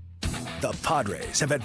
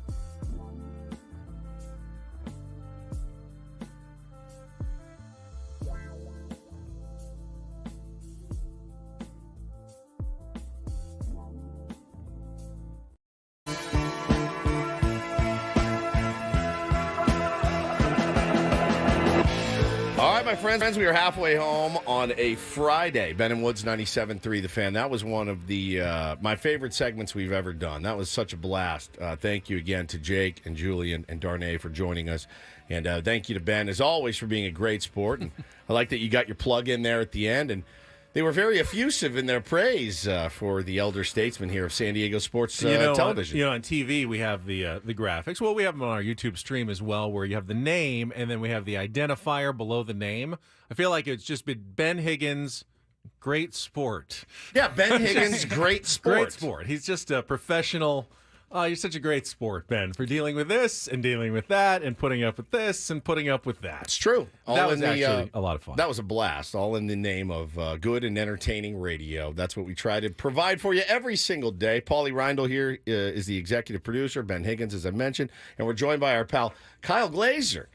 Great to have you in here talking some baseball with us. Absolutely. This is the best time of year. Ever. Postseason baseball, this is the pinnacle. I mean, don't get me wrong. College football season, NFL, it's all exciting. They can wait. Postseason baseball is where it's at, and it's always so much more exciting when the Padres are in it. No question. And I found out Kyle actually very familiar with our regular Friday guest, has known him for a while now, and joining us from Cleveland, from the, well, they used to call it the Jake. Now I think it's a Progressive Field where the Cleveland Guardians begin their American League Division Series today against the Detroit Tigers, or tomorrow. We've got Jordan Schusterman from Cespedes Family Barbecue, our weekly segment brought to you by Grand Old Barbecue. Jordan, how is the mistake by the lake treating you?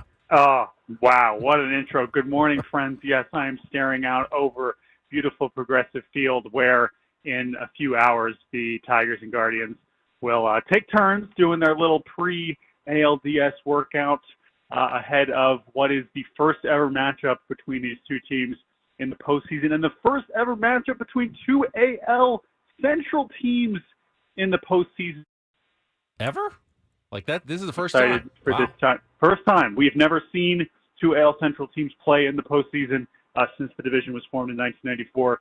And that's all you need to know. And the fact that we are a Royals upset away from an all AL Central ALCS is really something shocking. Yeah, Rob Manfred is just sucking down Tums and Mylanta this morning. Central's completely gone from the National League. Yeah, Central's out of it. Now, we always made the joke, at the beginning of the year when we're looking at the teams and we're like, God, if the Padres played in the Central, we would run away with it every year. But in the AL this year, you look at it and you go, holy crap, great pitching, great defense, great young stars. I mean, there are guys there. Tarek Skubal is a must-watch. He is a have to tune in. Cole Reagans is a must-watch. Bobby Witt Jr., a must-watch. Emmanuel Clase for the Guardians. I mean, Jose Ramirez. There's tons of star power and I would say, honestly, kind of a different brand of baseball. But, man, it is really, really exciting to see all of those teams in it. Absolutely. And for this matchup in particular, it is funny because Cleveland, for all the success that they've definitely had, over the last decade, they knew almost in every case they're coming in with the underdog, role, right? That's just generally how it's worked. And now here they are as 2 seed, as the team that kind of stayed ahead of the rest of this surprisingly competitive AL Central for the entire season. And then the Tigers, who have just, kind of captured the hearts of everybody that is watching them that isn't a fan of another AL Central team, especially after they were the ones, to end Houston's season. So I'm really excited to see, especially with the way both these teams use their bullpens. There's going to be a lot of managerial buttons pressed over these next few games. Hey, Jordan, what's up, man? It's Kyle. So I want to ask, the Tigers in particular, their pitching staff has been absolutely dominant since August 5th, a 2.71 ERA, best in the majors by nearly half a run. And what's been crazy is how they've done it. We obviously know Skubal's a stud, going to win the Cy Young, but it's been a lot of mixing and matching and openers. Casey Mize has not been great. Reese Olson was hurt, just recently came back, still getting stretched out. What do you make of how they've been able to piece everything together, and how much has AJ Hinch been, kind of the puppet master, if you will? Yeah, I mean, I'm excited to kind of talk to AJ about that today. I mean, it's cool about how kind of upfront he's been about their strategy. There's no hiding, what they're trying to do. And now that we've gotten to this truly one game at a time, like we are here to win today, it has worked. And I mean, you've seen some of this from Cleveland. Votes talked about this all year, where it's like all these relievers are ready to pitch in any role. But Detroit's certainly taken it to an absolute extreme when you have guys like Bo Brisky and Tyler Holton, who are both closing games and opening games. I mean, that's something that's a little more extreme than what Cleveland's doing. It is really, something to behold, and you just wonder how much longer they can really keep it up.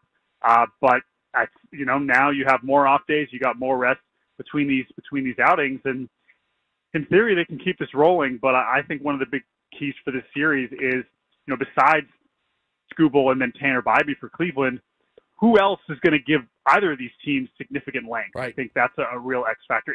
Do teams even want that? Or is the plan from the beginning just going to be, let's just roll through as many relievers as possible? Talking to Jordan Schusterman from Cespedes Family Barbecue here on a Friday morning. And Jordan, let's turn our attention to the Padres and the Dodgers. And there's been this obviously a lot of hype right now surrounding the Padres and how they've been playing. A lot of people are picking them, but words have meaning, and the Dodgers are starting to try, and their fans are trying to portray themselves as the underdogs in this series.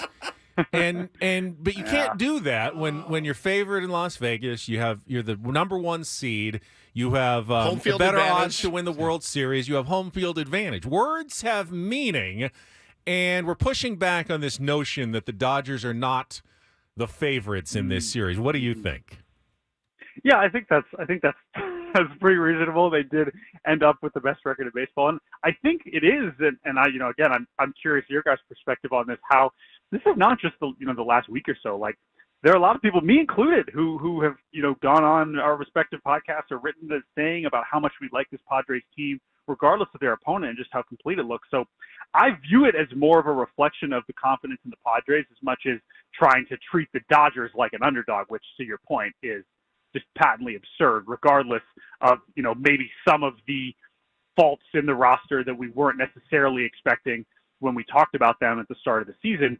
But for all of that, they ended up with what we expected in March, which was the best offense in baseball and the best record in baseball. Like, they still ended up at the end of the season with that, even though they didn't win 110 games like some people maybe have expected. And so to that point, it's like, that's fine. There doesn't have to be an underdog. These are just two amazing teams, and we should all be very fortunate that we get to, kind of watch them square up again for the third time here in the postseason over the last few years, which is really, really something amazing. Talking to our pal Jordan Schusterman from Cespedes Family Barbecue. I said it yesterday on our 97.3 The Fan Roundtable, brought to you by Roundtable Pizza. It's pizza royalty. Jordan, that I'm going to be so interested to see, obviously I love seeing the great players square off. I love it. But Mike Schilt v. Dave Roberts is going to be theater, how they both deploy. Because, again, and Ben made a great point yesterday. He said, look, everyone's loving on Padres bullpen right now, and Tanner Scott and Jason Adam and blah, blah, blah. Dodgers are pretty good back there. They got some guys that throw really, really hard, can get a lot of swing and miss. They have pretty elite stuff. How they're going to deploy them, especially Dave, because you talk about the Padres have your more traditional starters that could potentially give you some length out of their, top three guys. But the Dodgers really don't with Yamamoto and Jack Flaherty. Maybe Walker Buehler threw 6 his last time out. But you look at this, how aggressive do you expect Dave Roberts to be in these games? Yeah, I mean, I do agree with you that I think for all we talked about, we're so worried about the Dodgers starting pitching, and I think some of that is valid. I do think that their bullpen is being overlooked, especially since they've added Kopech. I mean, there are some real guys back there, and that is not an insignificant thing. But to your point, I mean, boy, we've seen every version. Because we see the Dodgers in the postseason every year. Yeah. We have seen Dave Roberts press some great buttons, and we've seen some horribly timed. You get the whole spectrum of moves in the postseason, and such as the blessing and the curse of being there every single season.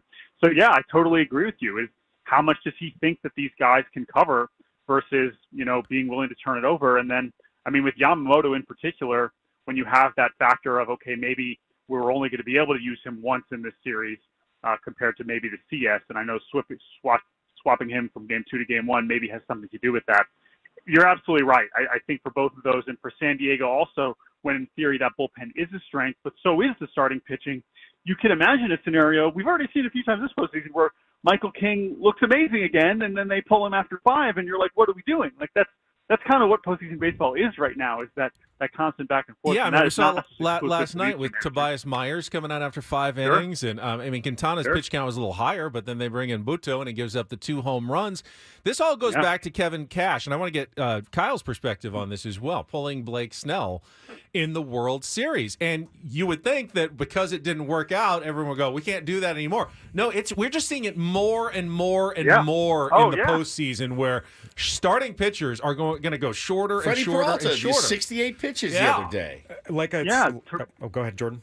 Milwaukee and Toronto last year, and that's why when you think about the two teams here with Detroit, Hinch has it made, because he's like, listen, there ain't no secret about it. We're taking this so far to the extreme that this is what you are expecting us to do from the beginning. There's no hiding about it, so that when you get to a point when you are pulling your starter after one time through the order, or your bulk guy after one time through the order, we're not even blinking, because it's like, well, that's the plan. But when you do have those traditional starting pitchers which you're expecting to stay in the game longer, I totally agree. It's funny, you think like, oh, well, they'll never do that again. It's like, no.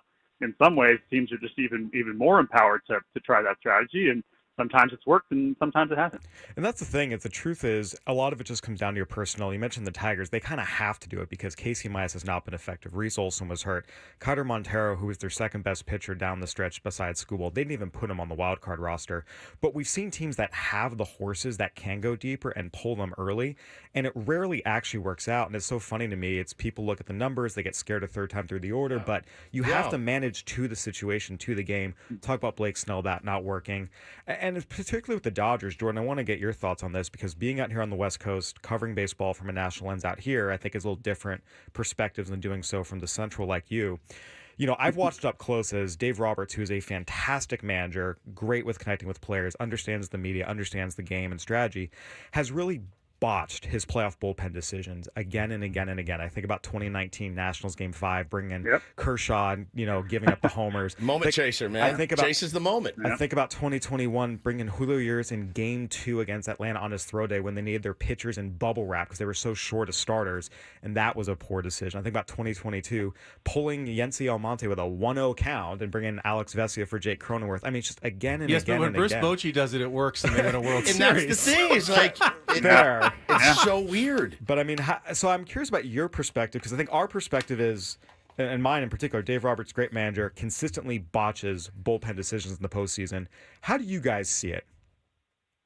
I think it's a fair point, and I do think, though, that Roberts is kind of in his own class now, just because of how many times we've seen this go wrong.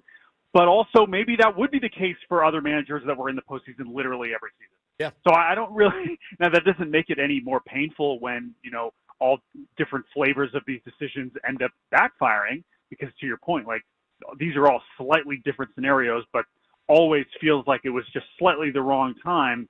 And so we might be heading towards that again. I do still think in most cases with most managerial things, you do have to think first about the personnel involved. And so depending on how all these games shake out, we might be in a situation where it's just like, listen, these were his best options here. I think you could say that about some of the Mets situations and Brewers over the last couple of days, which is also interesting. So I think it's valid. Again, I don't think managers they certainly should not be absolved of criticism, because this is when their choices matter the most, of course. So I think that's totally fine and natural for people to react that way. But with Roberts in particular, it's just like, man, it's when we're seeing it every year, that is is that a reflection of him as a manager? Maybe. Is it also a reflection of he's just in these spots every year when literally no other manager has been in the spotlight to that degree? Opportunity to make mistakes will lead to mistakes. Exactly. Yeah. Jordan, appreciate it. Enjoy the time in Cleveland and that series between the Tigers and the Guardians, and we'll talk to you again soon. Thank you, guys. Thanks, brother. Have fun, man. Our weekly Cespedes Family Barbecue segment. Of course, they're with Yahoo Sports as well. Brought to you by Grand Ole Barbecue at North Park, Flynn Springs, at the ballpark. Always in the mood for some of their brisket. It is absolutely fantastic. And I almost just realized it as you were saying it, Kyle, that Dave Roberts, who obviously kind of grew up in the Bruce Bochy kind of school of managing, Boch did that all the time. Did it with the Giants. You can go to Mad Bum and you pull guys on short rest and you put them in relief and starters. Crazy. And it worked for Boch. And that's There's the difference. I'm going to do what Boch did because he's the best postseason manager, and he keeps chasing these Boch moments, but no one makes it work like Boch has done. I think the biggest thing is Bochy was more opportunistic and did a better job of assessing situation. He did that with Madison Bumgarner in Game 7 of a World Series, where you have to win. 2021, Game 2 of the NLCS, you bring in Julio Urias in relief when you do not need to. You just go, boom, Trinan, Gratterall, Jansen, game is over. It's over. I think about it. So to me, it's about there's nothing wrong with there are certain times to be desperate. Using Max Scherzer Game 5 of the NLDS against the Giants 2021. Yep. Absolutely, go for it. That is a must-win. Go home. Let's do this right now. But consistently, there have been times where he does things he does not need to. Go back to Game 5 of that 2019 NLDS. I was there covering it against the Nationals. They had it set. Adam Kolarek can handle Juan Soto and is probably a better person to do so. You do not need to bring in Clayton Kershaw in that situation. Gives up back-to-back bombs. And then once they get into extras, he left Kenley Jansen way too long. He was done 2 batters before the Howie Kendrick homer. So I think with Dave Roberts, because he loves his players so much, he tries to put them in these moments to something special. Moment chaser. And always has been. And in reality, you have to be smarter about, do we really need to do this? And I think that's a difference between what Bochy did versus what Roberts did. Bochy was better at picking out his opportunities to do it. With no feelings involved. He wasn't getting Mad Bum in there because, well, I just really love Mad Bum and he deserves this. It was, he's our literal best option to get us through these last, whatever, how many outs he got. And listen, hopefully he doesn't figure it out anytime soon. And we keep rolling because he's got plenty of weapons down there, and again, depending on how Yamamoto does in the first inning, this is what you want him. You want to get to him really, really early. You want to get into that really good bullpen in the 3rd or the 4th inning so that not only can you try to score off them, but you get to see them over and over and over potentially for the next 5 nights. We've got a question from Viva Padres in the chat to wrap up this Dave Roberts conversation. He asked, does Dave Roberts get fired if the Dodgers are eliminated by the Padres? And while it seems kind of crazy, a guy who wins, average of over 100 games every year. Yeah. I don't think there's any question. I don't think the Dodgers will have any other moves to make other than trying to change the manager. They've signed every player that they can sign. Yeah, you say that until Juan Soto's in Pantone blue next year. And, I mean, bro, if they don't do it this year, again, this is their... Let's go to break. We'll come back and talk about it because I think there's a valid combo. I want to ask Kyle about the decision by the Dodgers to switch their starting pitchers and why they did that and what he thinks it means as well. We will get to that coming up next after a check of traffic on 97.3 The Fan.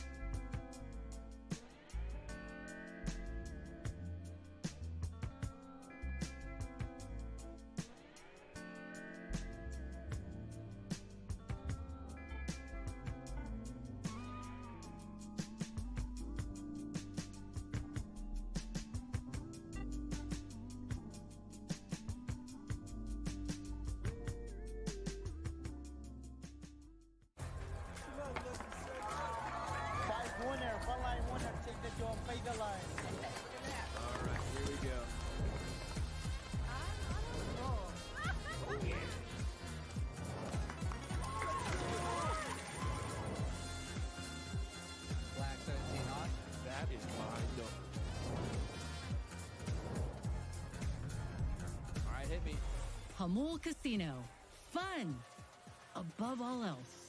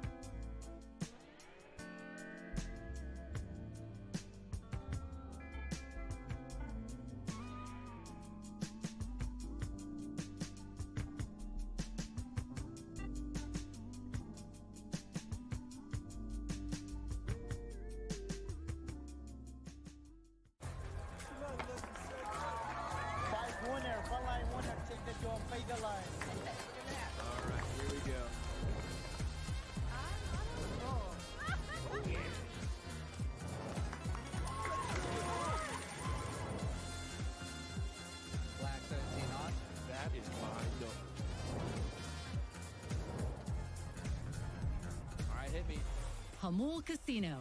Fun above all else.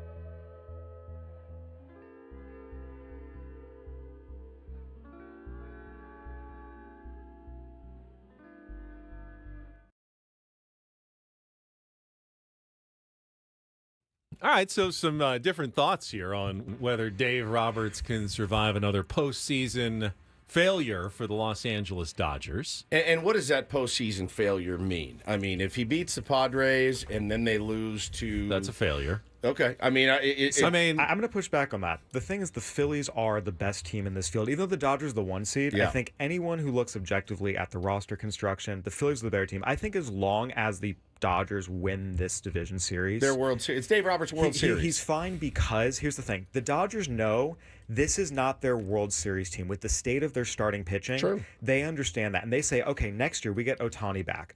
Yamamoto, Glasnow. Next year is the year where they say we are a World Series team with a World Series rotation. They know this is not that year. Well, it's baseball, so Dave can do everything right. But if Shohei Otani, Mookie Betts, and Freddie Freeman go, 2 for 27 in the series, they're losing anyway. And it would have nothing to do with Dave Roberts at all. Correct. And that's a scenario where I think then it starts to become a little bit dicey, but the thing is this: Dave Roberts and the Dodgers front office work really, really well together. He has the universal respect of his players. He has the track record, and he has a lot of respect in the game. With the strength of the relationship, I think it would be very, very, very unlikely he is fired after this season, unless the Dodgers come out and show no fire whatsoever as they did in 2022. If that's the case, that's the only scenario where I see they even think about it. Well, and Skip Schumacher exists now, and Skip was a Dodger. I played for the Dodgers. West we Coast, don't like to talk about West Coast guy. Yeah, no, it's going to be the end of my career. I'm going back to 94. Now, the fans could have It's a fine. say in this as well, because sometimes the outcry gets so loud, a team has to respond and do something.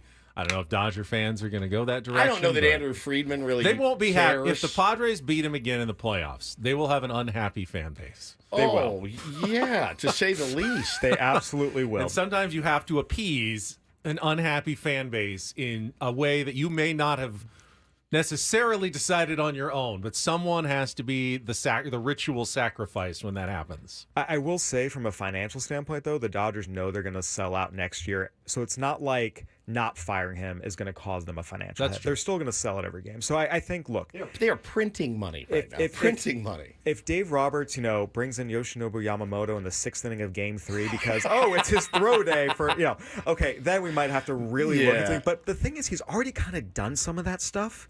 And he still survived. So I just think, again, so much is interpersonal dynamics with the front office. We see so many managers who are objectively successful, but because someone in the front office doesn't like something, they let them go. Sure. And there's other managers who just have 9 lives because the 1 or 2 key decision makers like him and believe he's the guy, whether he actually is or not. I do feel like Dave Roberts, the relationships he has are so strong, and given the state of the Dodgers this year and them kind of knowing internally this is not their World Series team, I do think he'll be okay. Now, the decision to flip-flop Jack Flaherty and Yoshinobu Yamamoto doesn't seem like a Roberts decision. It was Andrew Friedman who said it yesterday. Feels like a front office. We're making this change. The reason they stated was so Yamamoto could come back in Game 5, or at least the flexibility to bring him back in Game 5 on an extra day's rest. Yeah. You could also go with Flaherty on 4 days rest in Game 5. Does that make sense to you, Kyle? Yes, it's not the whole story. The whole story is Yoshinobu Yamamoto has the most dominant stuff of anyone on this staff, and he also has the best big game history of anyone on this staff. And that was in Japan. Wow. But he has it. Yeah. He was lights out there. So for them, even though he's coming off of his injury, he's still building up his innings. He just went 5 innings for the first time in his last start since coming off the IL. You say, who's our guy with the best stuff? Who's our guy with the best big game track record? Who's the guy that if we get to a Game 5, we want on the mound? The answer is Yoshinobu Yamamoto. No disrespect. Jack Flaherty is a great pitcher. Walker Buehler has the history of doing it, but he's nowhere near the same pitcher after his second Tommy John surgery. So that's why they did it, and it's understandable. Has Yamamoto really? I mean, the biggest game he's probably pitched was the first one in Korea. All eyes. He's in Asia. Japan, in Japan. Yeah, no. I mean, but as a Major League Baseball player, he doesn't had a lot of big games for the Dodgers this year. He had a lot of games. Yeah, that first one in Korea where all the eyes were on him, and he did not do well in that game. Now that was March, which you can kind of throw out the window a little bit, but Padres hit him pretty well both times they faced him. They were the only team. If you look after that Korea game, he was excellent. He was dominant. He's been good. And a lot of it was just he was really cruising, then he just got hurt. And since he came back, he's been building back up. So I think, again, and it's more than just what he's done in the major leagues, it's what he did in Japan, facing, great competition again and again and again, what he did in the Japan series. It's not just about big games, it's about mindset. It's about confidence. It's about all these X factors that are hard to really measure. And the best thing you can do is rely on the track record. And he has the track record. Yeah, he's good. I mean, he's a really good pitcher. That's why you spent $300 million to get him here. I mean, the richest contract in Major League history for a guy who never pitched in Major League innings. You don't throw that at a scrub. I get it. He's good. He's got good stuff. I wonder where that confidence goes when Fernando Tatis Jr. in the first inning hits 113 miles an hour. I sure hope so. And that's the thing, right? We can talk all we want about the strategy and why they did X, Y, Z. It comes down to how the players perform in the moment on the field. There's plenty of times teams do things that are the right decisions that logically make sense, are backed up by data and facts, and then guys just get beat. That's life. That's sports. Yeah. So, I mean, at the end of the day, I do think this is the right decision. That doesn't mean the Padres couldn't come out and just bomb him in the first inning. They're a great offense. Just on the flip side, there's a chance Otani, Betts, and Freeman go 2 for 27. It's also possible Otani comes out and hits 5 homers in 4 games. Absolutely. So, I mean, it's just going to come down to great players, head-to-head, mano-a-mano, who comes out on top. Yep. All right, Can't wait. We're going to take a timeout. Paulie does have a Reindl report. It is baseball-focused with Kyle here, including the news we haven't even brought up yet. Terry Francona and what was announced yesterday and reported yesterday. So we will get to that coming up next. Don't go anywhere. More Ben and Woods on the way on a Friday on San Diego's #1 sports station, 97.3 The Fan.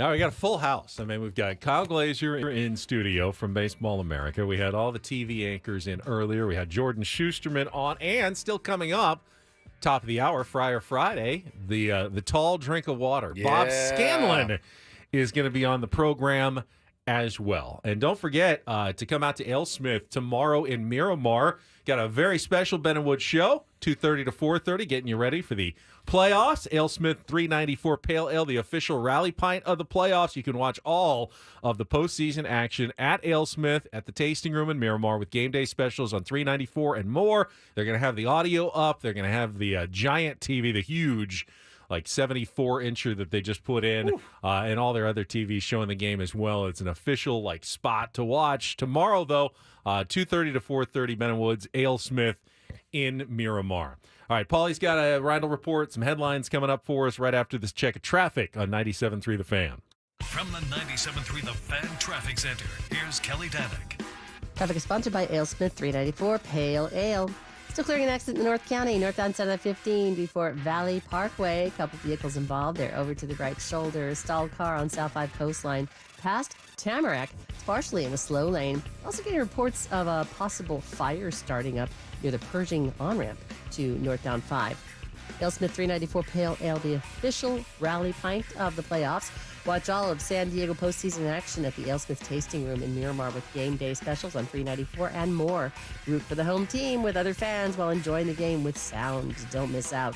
I'm Kelly Danick with Ben & Woods, San Diego's #1 sports station, 97.3 The Fan. And get things started here with our today's edition of the Reindl Report. Now tuned into the greatest.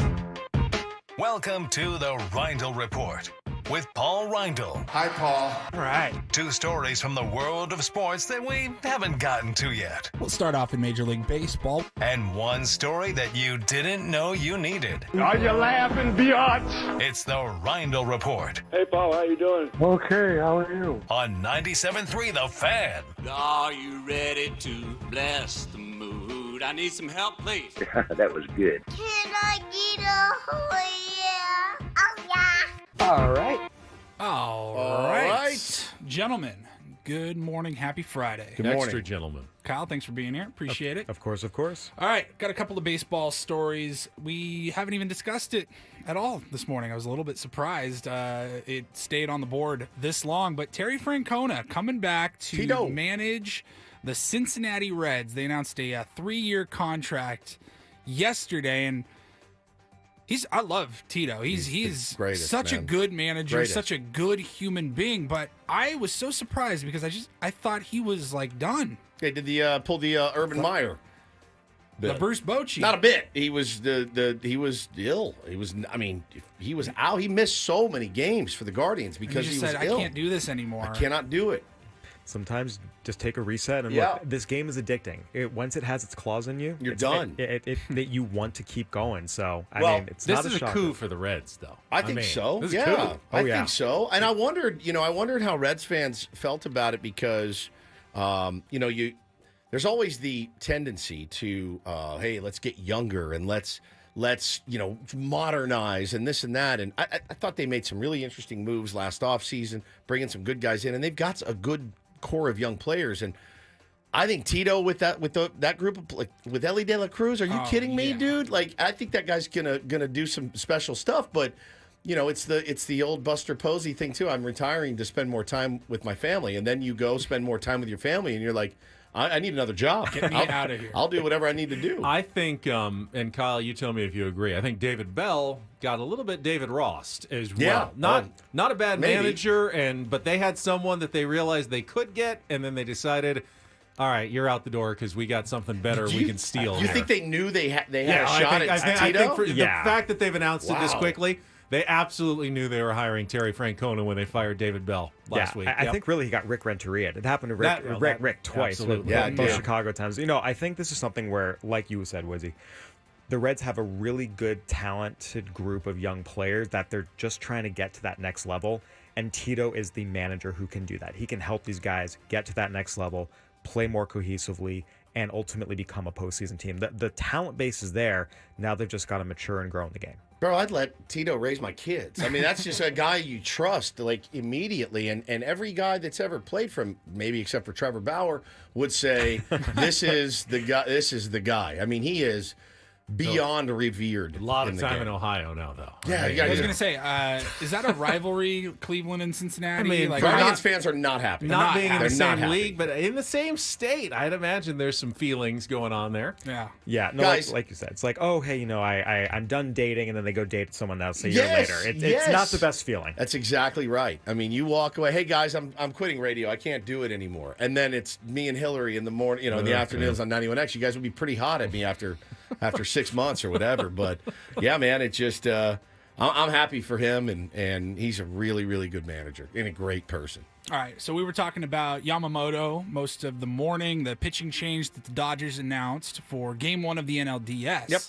I want to ask about another very successful Japanese pitcher because sources from ESPN, Jeff Passan, putting it out there today that Tomoyuki Sugano is going to be heading to Major League Baseball after his Japanese career. Now, he turns 35 years old next week, but he's one of the most successful pitchers in the Japanese Baseball League history. If only we had somebody. Should we get Kyle Glazer on the phone? Get Kyle Glazer on the phone. Right. I believe book him for our next segment. If I'm not mistaken, Kyle Glazer wrote the scouting report on this young man. Well, this Yeah, no, middle-aged I've man. actually known him for a while. He pitched the gold medal game of the 2017 World Baseball Classic, Japan and Team USA, or sorry, semifinal, I should say, Japan, Team USA back at Dodger Stadium. So we did get a look at him there, and yeah, I covered him for years, wrote the report on him when there were rumors he was coming out a few years ago. At this point in his career, this is more of the veteran who knows how to pitch. The stuff is all fine across the board. There's nothing electric here, right? It's not like he throws 98, 99. It's not like he has this ridiculous slider curveball. It's a 4-pitch mix, good command, knows how to mix and match, knows how to move up and down. Sounds like a number 3. Yeah, I mean, again, that's kind of the idea here. Again, this isn't, Yamamoto 26 with premium stuff across the board. This certainly isn't Roki Sasaki, early 20s, throwing 100 with sliders from hell. This is a situation where, hey, get a veteran, bring him in here, hopefully get 3 errors out of him. Sounds like a red, to be honest with you. Tito Branco sounds like a red. He's a red. Yeah, again, veteran starter who can help someone. He's not going to be your ace, but like I said, a 3-4 veteran presence, knows how to pitch. He can help you. What happened to Roki Sasaki? That's what I was just going to ask you, because there's somebody in the chat said Roki's not coming next year. Nobody really knows, though, right? There's a lot of speculation. Right. So the biggest thing with Roki Sasaki is the way the posting system works. It doesn't make sense for his team to let him go before he can become a full free agent, so they can before he can get that 6-7 year mark, because then they get a massive posting fee. Does he have any control over that to say, I don't want to play here, I want to go to the big leagues? And that's the tough part. Otani had a negotiated part of his contract because he was being scouted in high school by major league teams, and so when he signed with Nippon Ham, it was part of his contract that he can leave whenever he wants. We don't know if Sasaki has that clause. Japanese contracts are not public like they are in the U.S., so no one really knows if he has that. That's why there's so much speculation. Is he, isn't he? Because he wouldn't be eligible under the posting system for his team to get the max amount till, I believe, 2026. So that's why it comes down to if that clause is there. And no one knows. Chance in the chat says he said from his mouth that he wants to stay in Japan one more year. Okay, so I didn't see that, and I'm glad that Chance did. But one more year would still be 1 year short of his post, right? And again, that's where it's going to come down to conversations between him and his club, what arrangements they're willing to make. And ultimately, the way the Japanese professional contract system works is unless he has that written clause, it's up to his club. His club can say no. I mean, that's their right. It wouldn't be in their best interest to take off their best pitcher. As good as he is, though, the maximum value for a team, if you could get him under the international signing rules, sure, give him the max bonus, but that's all you have to give him. You control him for 6 years, a potential ace pitcher that you can put right into your rotation. That's like signing a DeVries, but he's ready to go now, versus the posting system where you may have to pay $300, $400 million. That's a totally different scenario. And that's why teams are hoping that he can come over. It's the same thing as Otani. Otani signed for $2.3 million, the max in the international cap, and was under Angels' control for 6 years. That's what you are hoping for. That's what every team dreams of.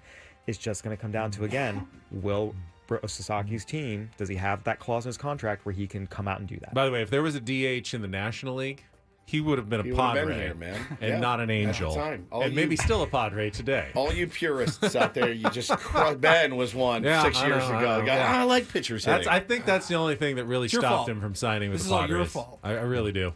There's no question that is what swung it heavily in favor of AL teams. Could have Keep been in the mind, Dodgers, the too. Dodgers Yeah. were very, very, very involved. So, But AJ Preller learned Japanese. You say that, it doesn't matter. This guy, at the time, the Dodgers were a more winning team than the Padres were. Yes. Given his desire to win at that Well, time. then he went to the Angels. Right, but you have to in remember, the American League. but at that time, the Angels were only 2 years off a postseason appearance, had Fair. a healthy Mike Trout. Fair. It was a Yeah. different scenario. Again, it was. AJ learned Japanese. Ben is very impressed by that. Yeah. I It am is too. impressive. It's impressive. Yeah, It is 100%. impressive. You do what you got to do. Finally, I have one of my favorite updates to a story, maybe of all time in Reindl Report history. here This on is Ben an and all-timer, Woods. yeah. Okay, so this was maybe 2 or 3 weeks ago that Yeah. we talked about. You probably saw the video footage of the Jane's Addiction concert that ended abruptly when lead singer Perry Farrell got in the face of his guitar player Dave and they Navarro, started yep. shoving each other, and he was trying to take a swing, and you're like, this guy's on something. Like, Yeah, he's- something is not right here. The show ended, the tour ended, and The band broke up. band It's over. has ended. Perry's in They're- rehab. they're It's- over. It's very rock and roll. it's very, very rock and roll. How rock and roll used to be. Yeah. What's rock and roll in 2024 is audio technicians leaking. I mean, where did this come from? You sent this over. The mic tech from Jane's Addiction has the audio, and I think he went on a podcast, and he's like, check this out. Every microphone, even in this studio, has its own feed, and that I can record. I can isolate each Yep. one of our microphones, and that's how we get a lot of clean drops of Ben saying something funny. You like clean I can drops. only record his audio, so they had Perry Farrell's mic, the isolated vocals of just his microphone from that night. From that night, at that moment, essentially, 30 seconds before he spun out of control and went to attack Dave Navarro. It's unbelievable. If you hear the voice in the background, that's the mic technician explaining what's going on here. It's strap in. Check it out. Stop.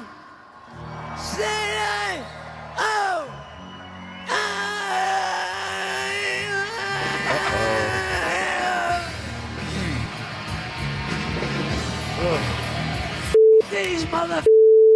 Whoa. Yep. All right. Okay.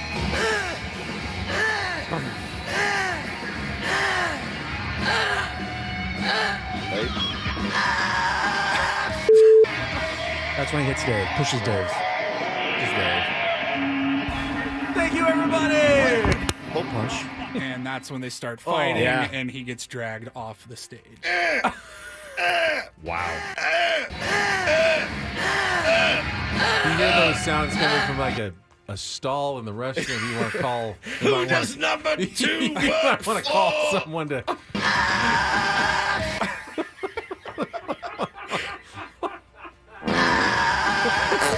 That is me if Dylan Cease gives him a first inning home run to Shohei Otani. Save that one forever.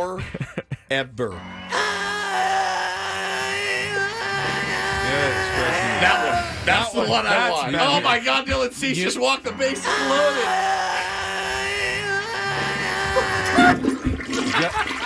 You know that expression, got a voice like an angel? Yes.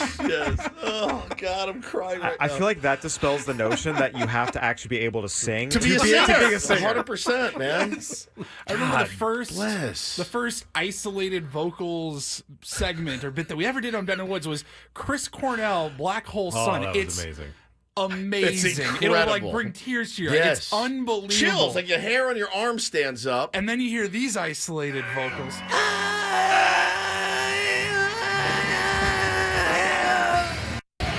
These mother. All right, Perry. God. Was that a C sharp or a D flat? I that don't know. he was on there on that note. Definitely sounded flat, for sure. God, dude.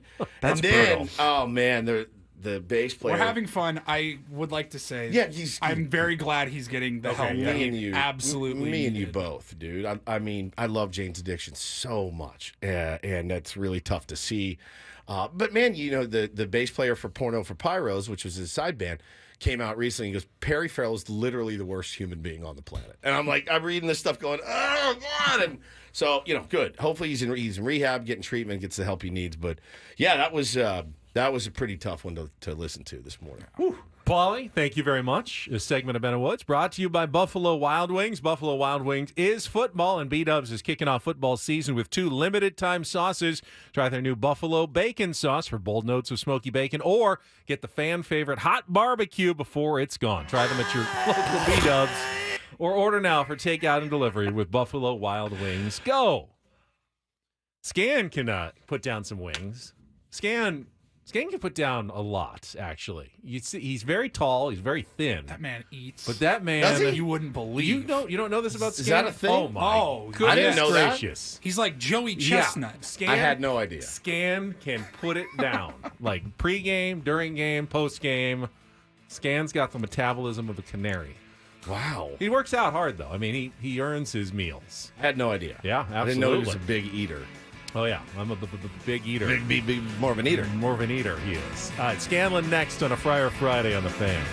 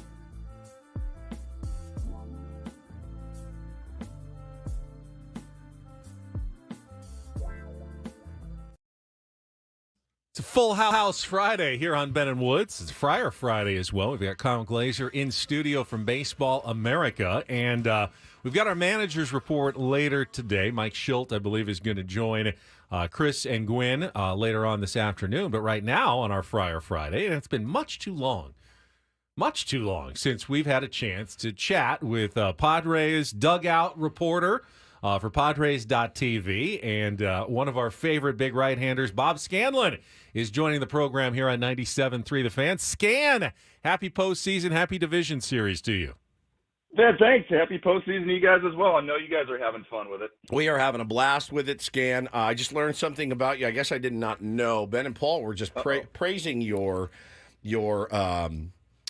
ability to pile down food. I didn't know you were a big eater. I sworn we've done this before. Yeah, I didn't think we had. I think we have. I don't have much of a memory left, Scan, so I just kind of live day to day. Are you like, what are we talking here, calories wise a day? I don't know. I'm kind of curious where these reports are coming from. So am I. That's what they're just like throwing things out. It's speculation. Our last segment, Scan, was sponsored by Buffalo Wild Wings, and we said, oh, Scan could throw some wings down. Like, I would take Scan in a wing eating contest. I appreciate the confidence, guys. Look, at 6'9", I've got to have some calorie intake, right? We talking 3, 4 a day? What are we talking? 2? He doesn't. Yeah. He eats his meals. That's what he does. Thank you, Ben. Yeah, we just take care of ourselves. It's all good. But I would take on anybody in a pizza eating contest. So if you guys are game, let me know. I'll meet you anywhere. No, I'm like 1-2 slices max. You wouldn't know it to look at me, but I have a sweet tooth. I know you have a sweet tooth. I often see you with Terrace Treats. We've still never gotten to sample Terrace Treats, Terra Musgrove. I really would like some at some point, but I'll wait my turn, Scan, because I know that when you get those down there, when Joe is pitching, it's always one of your favorite things to get. But do you have any update? Have you heard anything about how Joe is doing? No, I don't have any updates, guys. I'm sorry. I have no more insight than everybody else has. Obviously, that was a super concerning moment. And, we all saw it kind of evolving in front of our eyes where everything seems to be going well, and all of a sudden he steps off the mound with 2 outs, and Higgy slowly makes his way out there, and you're like, what's going on here? This is an odd time to have a meeting on the mound, and the next thing you know, the infield comes in, and you see Ruben comes like, here we go. So anyway, very concerning. Obviously, anything with an elbow under any circumstances, but especially with a guy who's already been fighting through some elbow stuff this season. So I don't have any updates on things, guys. I'm just keep my fingers crossed like everybody else that it's nothing too serious. And in the meantime, thank goodness for the Padres that they have the depth that they have, and you can fill in with somebody of the quality and experience of Yu Darvish. So what a blessing that turns out to be, and we'll see how it all plays out. But fingers crossed for Joe for sure. Now, Scan, we got our buddy Kyle Glaser in here this morning. He had a question for you as well. So, Kyle, Bob. Hey, Bob, how's it going? Kyle, how you doing? Good. How about you? Doing all right. So, last time I saw you was the Robert Suarez game where he served up the go-ahead grand slam to Parker Meadows, and I remember we were talking that evening. From August on, he had a 5.24 ERA, and there was a lot of concern. Which version of Robert Suarez are we going to get? Comes out 2 games against Atlanta, clean. What are you seeing from him? What's changed, and is he back to being the Robert Suarez of the first half? Because that's critical for the Padres' postseason chances. No doubt about it. And it's interesting because everyone's sort of wondering those same questions, right? Is there something to be concerned about? If so, what is it? How do you fix it? If something's going on. And the first thing you look at is, okay, velocity, right? That's the number one thing that immediately everybody goes to. But what I normally go to first is location. Look, when you start to fatigue as a pitcher, the first thing that's going to go is your location. The second thing that will start to leave you is the late life on your pitch, because you'll start to drop your arm a little bit. That'll change the spin rate and the efficiency of that spin rate. And then the last thing you'll usually start to see is a velocity drop, and that's the key. Like, okay, there's definitely something wrong here. So all that being said, the velo's still good. He's still pumping it up there, 100 and 102 miles an hour, right? But he's not been getting the same swings and misses that we're normally seeing out of him in certain games. And I think first of all, it's location. And I'm wondering, and I don't have all the data to back this up, if he's getting the same efficiency on his spin. Remember last year and the previous year, he was more of a contact type pitcher. As hard as he threw, it was still a lot of ground balls. This year, they changed the shape of his fastball, and wow, it was lights out. Remember that streak where he threw over 60 consecutive fastballs? Oh, yeah. They couldn't touch it. They're like, holy smokes, this is legit. He's got late life. He's got carry. He's changed, how that fastball is running through the hitter zone. And that's carried him through the whole season. Now, at this point in the year, look, guys have seen him a little bit more. They know what to expect. In talking to hitters, it's fascinating when after they've seen a guy, they're like, yeah, okay, now that I've seen him, I know the velocity, but more importantly, I know how it's going to get on me. I know when I need to start my swing. I need to start at 2 to 3 miles an hour faster than I would have, previously. And so I think there's a little bit of that, but also I think the command hasn't been quite as sharp for him. And that, look, it's normal. It's this time of the year where everybody on the field has something they're fighting, some sort of a fatigue that's kicking in.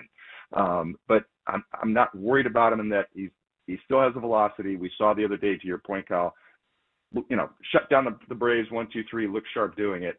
So I'm hoping that we see the same Robert Suarez that we saw most of the season. Is it going to be flawless? No, possibly not. This is postseason. You're facing the best hitters in baseball. The league's had a chance to see him. I'm sure he's fighting some fatigue like everybody else. But if he's still locating that 102 and mixing in that changeup, which we saw a little bit more in the last couple of outings, didn't we? We saw a little bit more off speed. Yep. We saw a few more changeups to try to get them a little bit off pace. I think there's still plenty left in the tank for Robert Suarez to be that back-end guy that the Padres are, to your point, going to need. Talking to Bob Scanlan, and Bob, obviously with the wild card now, more teams in the playoffs, more opportunities for guys to get playoff experience. When you played, it was very hard to get into the playoffs. Just one wild card or 0 wild cards when you started. Did you? Now, I was looking at your career. The only playoff team you were ever on were the Astros, right, in 1998? Yeah. Did you get to play? I was. Did you get to appear in that postseason against the Padres? No, they brought on some guy by the name of Randy Johnson. Oh, yeah. That took my spot, and he took my pants also. Took your pants? They were the only ones that fit. Yes, 2 big, tall, well, one's a lefty, one's a righty. Oh, that makes sense. So that's as close as I got to big league postseason. Your pants play, made it to the postseason. Got in there. Yeah, thanks for Randy Johnson. So. Guess what? Your pants lost, if I remember that game correctly. Yeah, things did not go well. But my question is, obviously these are special opportunities for everybody, including pitchers. You may still only have a couple of starts. Dylan Cease has only had 1 so far in his career. How do you approach a game when you know it's not? This is not one of 33 starts in a season, not one of, maybe 100, 200 appearances in your career. This is like make or break. How do you approach that as a pitcher, do you think? Yeah, and to your point, as we just discussed, I never had big league playoff time. I had multiple minor league playoff experiences, won a couple of minor league championships. So, it's not the same intensity as 50,000 people, yelling and screaming and everything, but still, it's something you care about, and there's certain games throughout your life, different situations where you can easily put more pressure on yourself. What I learned, the thing that helped me the most, and this may sound like a bummer, but this is the only way that I was able to keep control, is I had to block out all of the external expectations and excitement of the moment, right? So as much as you want to be sitting there saying to yourself, man, this is the NLCS, this is the World Series, whatever it may be, and you want to enjoy that moment, yes, you want to enjoy the experience, but at the same time, when it came time to compete, I had to completely shut all of that off and do everything I could to convince myself this is absolutely in no way any different than any other game I pitched if there was nobody in the stands. It's a baseball game. I have to just exactly. And then easy it is to say that, to emotionally get control of yourself. So for me, what I had to do is I started focusing. I tried to control my mind, and I would just focus on, okay, what is my mission today? I can't think about this is winning a playoff game. This is the most important. I can't even think about pitching 7 innings to get it to nothing. I had to think about what is this pitch that I need to make right here, right now. And I would go over in my mind, facing the entire lineup, and I would literally walk through in my mind, making every pitch to every batter and watching how I was recording each out. Okay, this guy's first plate appearance, here it is, here's my 2-seam fastball down and in, I got the ground out at the 3rd. Awesome. This guy, here's the slider that I needed to throw. Next guy, here's the split finger. And I'd walk through the entire game in my mind, and I'd put myself in situations where, bases loaded, nobody out, 3-0 count. Okay, what am I going to do right here? I'm going to get into the mitt, and I'm going to make a pitch. And I'd also put myself in situations where it's 2 outs, nobody on, 0-2 count, and stay focused. What do I need to do? I need to make my pitch. So by doing that, guys, I would get control of the things that I actually had control of, and I would walk through, and I'd have a positive experience in my mind already of having pitched this game, having gotten these guys out, put myself in situations where I was not in the driver's seat. I had my back against the wall and yet envisioned myself still getting out of those situations. And I would also see myself in the driver's seat. So, because sometimes you're in the king position and all of a sudden you get a little sloppy. And the next thing you know, there's a couple of guys. No. I'm locking this down. I'm taking care of business. And by doing that, I was able to control some of the external noise and the external emotions that were going on and just stayed focused on what do I need to do to get that ultimate goal. That is to make this pitch right here, right now. And I'd already envisioned myself making it successfully in almost every situation and scenario that I could put together. And through doing that, I was able to control, a lot of those emotions. And all said and done, it's a lot funner to walk out of that experience and feel good about yourself and know what you've accomplished for yourself and your team than getting caught up in the emotions of the experience. So that's what worked for me. I'm sure every guy has his own tricks of how to get locked in. And frankly, there's some guys that they embrace that emotion, right? Yeah. Oh this is it. And they're able to do that. I would think like a Jake Peavy type guy would, it comes to mind of somebody that would just, hey, bring it on. 7th game of the World Series. Yeah. And I'm going to use this emotion and I'm able to channel it and focus it. So every guy has their different way of doing it. And it is kind of curious to see how guys manage it. So it'll be fun to watch. I can't wait to see Dylan Cease out there because we know when he has his stuff, he can shut down any offense in baseball. So looking forward to that matchup. Have you had a chance to talk much pitching with Dylan Cease this year, Scan? I mean, he's a big, tall right-hander too, and nasty slider, and electric fastball, and all of it. He does.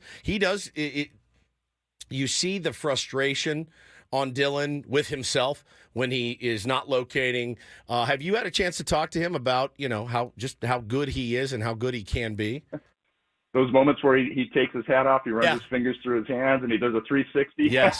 He's so frustrated with himself. So mad at himself. He is. He's so fun to talk to. He's I'm blessed because most of the pitchers on our staff are very open about talking about stuff and what they're going with, what they're battling physically at that moment. Sometimes it's a mechanical thing. Sometimes it's a little bit of an approach thing. Sometimes it's, I gave this guy too much credit, or I got away from my game plan, or I got caught up in the moment, or, whatever, or the opposite. Man, I've got it going on. My rhythm is perfect. I've got my release points. I incorporated this pitch. I could just see and feel the hitters were telling me so much information. I was able to dissect it and use it in that moment. So it's fun to talk to those guys. And with Dylan Cease, most of the time it's a rhythm thing. When he has his rhythm down, especially with the lower half of his body, when he's keeping that front hip closed and he's driving and he's keeping his hands close to his body. You may recall in the middle of the season, right before the Atlanta Braves game, he made a little adjustment in the bullpen with his hands, basically to try to make sure the guys weren't tipping pitches. And it turned out that it actually helped his arm slot as well and his release point. So, and a couple days later, he's throwing a no-hitter. So those are the key things for him, really, is usually the lower half rhythm and keeping his hands close to his body to make sure that he's got that nice release slot. But those are the two key things from him from a mechanical side. And when he has that going on, guys, when he's locating his fastball to the slot that he wants to get to, when he's putting it on the glove side when he wants to, on the arm side when he wants to, it's lights out because now he's in command and nobody can touch that slider because the hitters have to respect that fastball to both sides. So that's really his key. All right, so Bob Scanlan, we go back in time, but we fast forward to today. Bob Scanlan is in the Padres bullpen, and the phone rings, and give me Scan. And Shohei Otani strides to the plate. How does Bob Scanlan attack a hitter like Shohei Otani? Good question. Bases are loaded, Good though. question. There's no open base here, and Shohei's up, and you're like, all right, this is the matchup that I've been waiting for. Game on the line. Everybody wants a taste. You want to see if you can beat the best. Certainly. How do you go after that guy? Why are you bringing in a right-hander to face Shohei? We're out of lefties. Okay. We've run completely out. It's the 16th inning. We're in the 13th inning. Scan's the last man in the bullpen your here. managerial skills here, Woods, but go ahead. Wow. I love that you guys are questioning the managers no matter what, even when it's each other. Yeah, 100%. Okay, so I got to figure out what do I need to do early in this at bat to sort of establish something. The first thing I need to establish is that he's going to get a fastball inside. And so I'm probably going with a four-seam fastball in the inside part of the plate to try to get ahead. And if he's hunting for it, I'm hoping that he pulls it foul. In fact, a good pitch to might throw to him is probably a cutter on the inside part of the plate, because I'm either missing inside and I'm establishing something in and something that's coming in, And if he tries to swing at it, he's probably going to pull it foul. I used that strategy against Ken Griffey Jr. when I had to face him because I knew that he liked to jump on fastballs inside part of the plate. And if I could throw him a cutter, I might get an easy strike. And if I don't get the easy strike by him pulling it foul, I'm at least going to be ahead. I'm going to have established something inside. So for me, again, Otani, probably four-seam fastball or cutter inside to start with. You moving his feet? Like, is it that much inside, or are you just going like inner third? No, I'm not going to. You want to swing. You want to strike one. I'm not going to miss inner third. Yeah, if I'm missing inner third, I'm probably done. Yeah, have my head down. And I'm asking for another ball from the umpire. Right? It's 450 feet into the right field stands. Exactly. So if I get the strike, awesome. If I don't, I'm gonna miss inside. And the next pitch, I'm probably going to come inside further if I get strike one. So further establish, okay, now I'm coming in there. That's my part of the plate, right? And I don't think that he likes it in there very much. He likes to get those arms extended unless you make that mistake inner half. Then the next thing I'm coming back with is one of my split fingers. That was my best pitch against the lefty. I'm throwing a splitty. Probably trying to throw on, pretty down and away, but for a strike. Again, I don't want to fall behind in the count, and I want to show him that that's a pitch that he needs to respect that I can throw for a strike. Now, if, God willing, I'm ahead 0-2, then I'm going to try to finish him off with another splitty down and away out of the zone to see if I can get him to chase. And if not, my next pitch is going to be a two-seam fastball inside. Again, looking like that fastball in off the plate, hoping that he gives up on it. But now it's the two-seamer this time, and I front hip him and get him on the inside corner. Where you got him? Bull game. Bob Scanlan with the gutsy save. Oh, my God. No, hey, Bob, it's a good plan. I do want to ask, kind of hard and soft away is kind of the idea of what you do with these hitters. But as you mentioned, when he gets his arms extended, it's like something else. And we've even seen sometimes where you'll get soft away and he'll be off balance, leaning on his front leg, almost one-handing it, and it still goes 340 feet over the fence in short right field at Dodger Stadium. And we know he can go the other way. It's unhuman. How much for you would you say, you know what, let's just pound him inside over and over and over again? Because we've seen sometimes he gets over-rotational, can spin out on it. And if he gets his arms extended, it does seem like it's game over. Yeah, no, you're right. Anything missed out of the plate, he can crush. So that's why the split finger has to be down in the zone or away out of the zone, way out of the zone. And to that respect, and I know I'm using different guys to sort of do the comparison to Ken Griffey Jr. and how to get work in, but the other guy, Willie McGee, was one of those guys where you couldn't throw it far enough out of the zone. He was somehow going to get a piece of an off-speed pitch if it wasn't bouncing 2 feet in front of the plate and doing damage. And Otani's the same way. You're absolutely right. So the challenge, though, when you stay in one spot with one velocity for an extended period of time, these guys, they're too good. Your margin for error in there gets smaller and smaller and smaller. And so to think that you're just going to now, look, if you got great command, if it's Dylan Cease and he's on one of those days where he's getting to the slot that we talked about, and he's pumping that thing 97 and 99, and he can dot the inside corner when he wants to. He can put it 6 inches in off the plate when he wants to, another 3 inches further in just to make sure he moves his feet, and then come back and dot. Hey, Dylan Cease can get away with that with his stuff and his command when he's on. The average big league pitcher isn't going to be able to locate that pitch in there as consistently as you need to stay in there. Eventually those guys are going to adjust. But Kyle, to your point, I think you do need to get in there because you're right. We've seen him where he starts to get super conscious of it, over rotational, and then he's trying to pull, and that gives you a little bit more breathing room away. I think that comes down to being able to read as a pitch. What are you seeing? Are you seeing the hips flying open too soon? Are you seeing that overcommitment on the inside part of the plate? Or are you seeing a guy that's still hanging in there and getting some pretty good swings on it? Because if that's the case, then you're going to have to show something soft in a way to give yourself a little bit more margin for error in there. Great insight from Bob Scanlan. Bob, it is good talking to you again. Before you go, did it work against Griffey? Yeah, I think my numbers are probably pretty good against him. All right, yeah, very nice. Yeah. Well done. It didn't work against guys like Kirby Puckey? No, not so much. Bob, enjoy Albert Bell? No, not so much. Enjoy the games. We'll hopefully see you at Petco Park next week. Hey, guys, it's going to be super fun, super exciting. Great talking ball with you as always, and go Pods. Thanks, brother. Go Pods. See you, Bob Scanlan. We love Scan. He is fantastic. I wasn't meaning to, any offense that he hadn't pitched in the postseason. A lot of guys never did because when you pitched back then, if you didn't win your division, you weren't going to the playoffs. You could have a great team and still not go to the postseason back in the day. So we're going to come back, take a quick timeout. Woodsy has some tickets to give away to his beloved Clippers. Love it. When we come back, Basketball Woods Yeah. is gonna hook you up He's when here. we return after traffic here on 97.3 The Fan.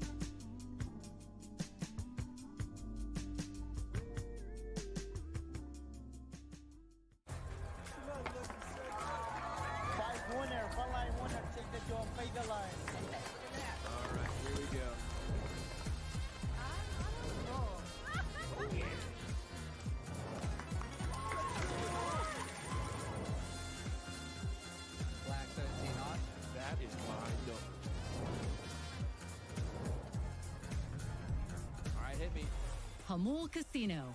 Fun above all else.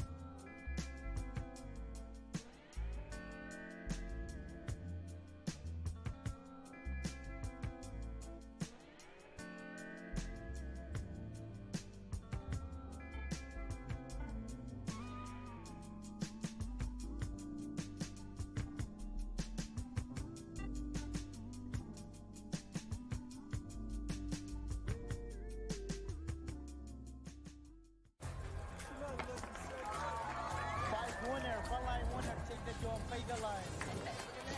right, here we go.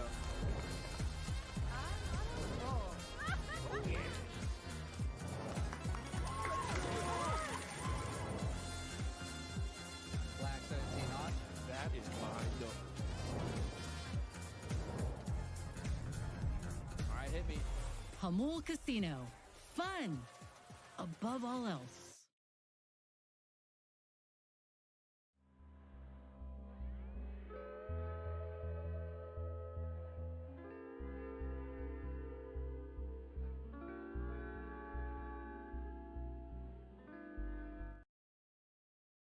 Actually, I had something happen on the way home from the show yesterday that I wanted to get your opinion on and whether I committed an infraction or not. And Kyle and Paulie, you can give your opinions as well. So I needed to stop for gas on my way home. Now, some gas stations like Costco, there's just the one way in, and you pull in and you go the one way out. But most gas stations, there's Multiple it's ways. multiple. You can go in on either side. You've got a left tank, right tank. So I pull in. It's the Valero right off Encinitas Boulevard. I know it well. I do too. I know it very well. In-N-Out Burgers right there. That's my spot. OGs, yeah. Yep. Love those guys in there. It's Crack I Shack. pull in, and it's busy, but it's not like every pump is taken. But I pull in, and on the side where I pull in, there's someone waiting to get in behind someone else. But no one's really moving. So I just pull all the way around and come through the opposite side. You're good. I think you're good. You're good. Okay. I thought I was too. But then I start filling up my tank. That guy who I went around is still there waiting, and I'm starting to see the glare. Now, the person who is between us, who he was waiting on, now can't get out because I'm on the other side, and the guy behind him didn't move back to let him out. So now that person's glaring at me because he's boxed and the other person is boxed in, and the person who was waiting is glaring at me because I skipped my quote unquote turn to go to an open tank. I mean, if there's an open pump, he could have moved. He could have gone around first. He didn't. So I just went around him and went to the open pump. Did I do something wrong, or what's going on here? Well, I think you missed an opportunity to say, "Do you know who I am and where am I and where I'm going?" Listen here, boy. Yeah, you know who Ben I am. Higgins. I'm Ben Higgins. I'll say this. I think you're totally in the clear with the guy who was waiting behind. Yes. Because Right. the pump was open. I can understand how the person who's now boxed in would be annoyed at you. Yeah. I Yeah. can see that. But again, you're supposed to just go to the open pump. If there's an open pump, go to the open pump. Don't be waiting on someone just for the specific pump you want to get to. Well, I mean, and also don't go to Jersey Mike's and order 7 sandwiches in one clip. Call it in, order ahead. I'll murder you if I see you. You can again. order online. Pick it. This happens to me every time I go in. How many sandwiches, sir? 6. Oh, cool. All right. And then he gets the phone out. I've had people make the call. Hello? Yeah, what did you want? And I'm just sitting there rocking. They want to back know and what kind of forth. cheese. Yeah. Did you want the provolone? Do you want pepper or did you want jack? the Swiss or Wheat or white? What was it? What kind of bread again? Carlos says he hates people that goes inside the store while they pump. Guilty as charged. I will leave that thing for about 20 minutes if I have to. See, perusing the candy aisle? Yes. Well, I am big. I will never do that. The one exception is if my 3.5-year-old daughter desperately has to go to the bathroom. Yeah, then you have to. That is the Yeah, only time I will 100%. go inside. Otherwise, stay with your car. 100%.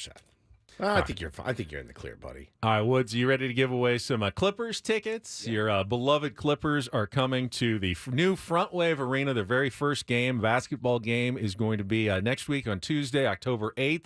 If you'd like to win a pair to see Kawhi Leonard and Norman Powell and the Clippers take on the Brooklyn Nets, be the third caller right now at 833-288-0973, 833-288-0973. And then coming, I think, November, December, they got their G League team is going to call Front Wave Arena in Oceanside their brand new home.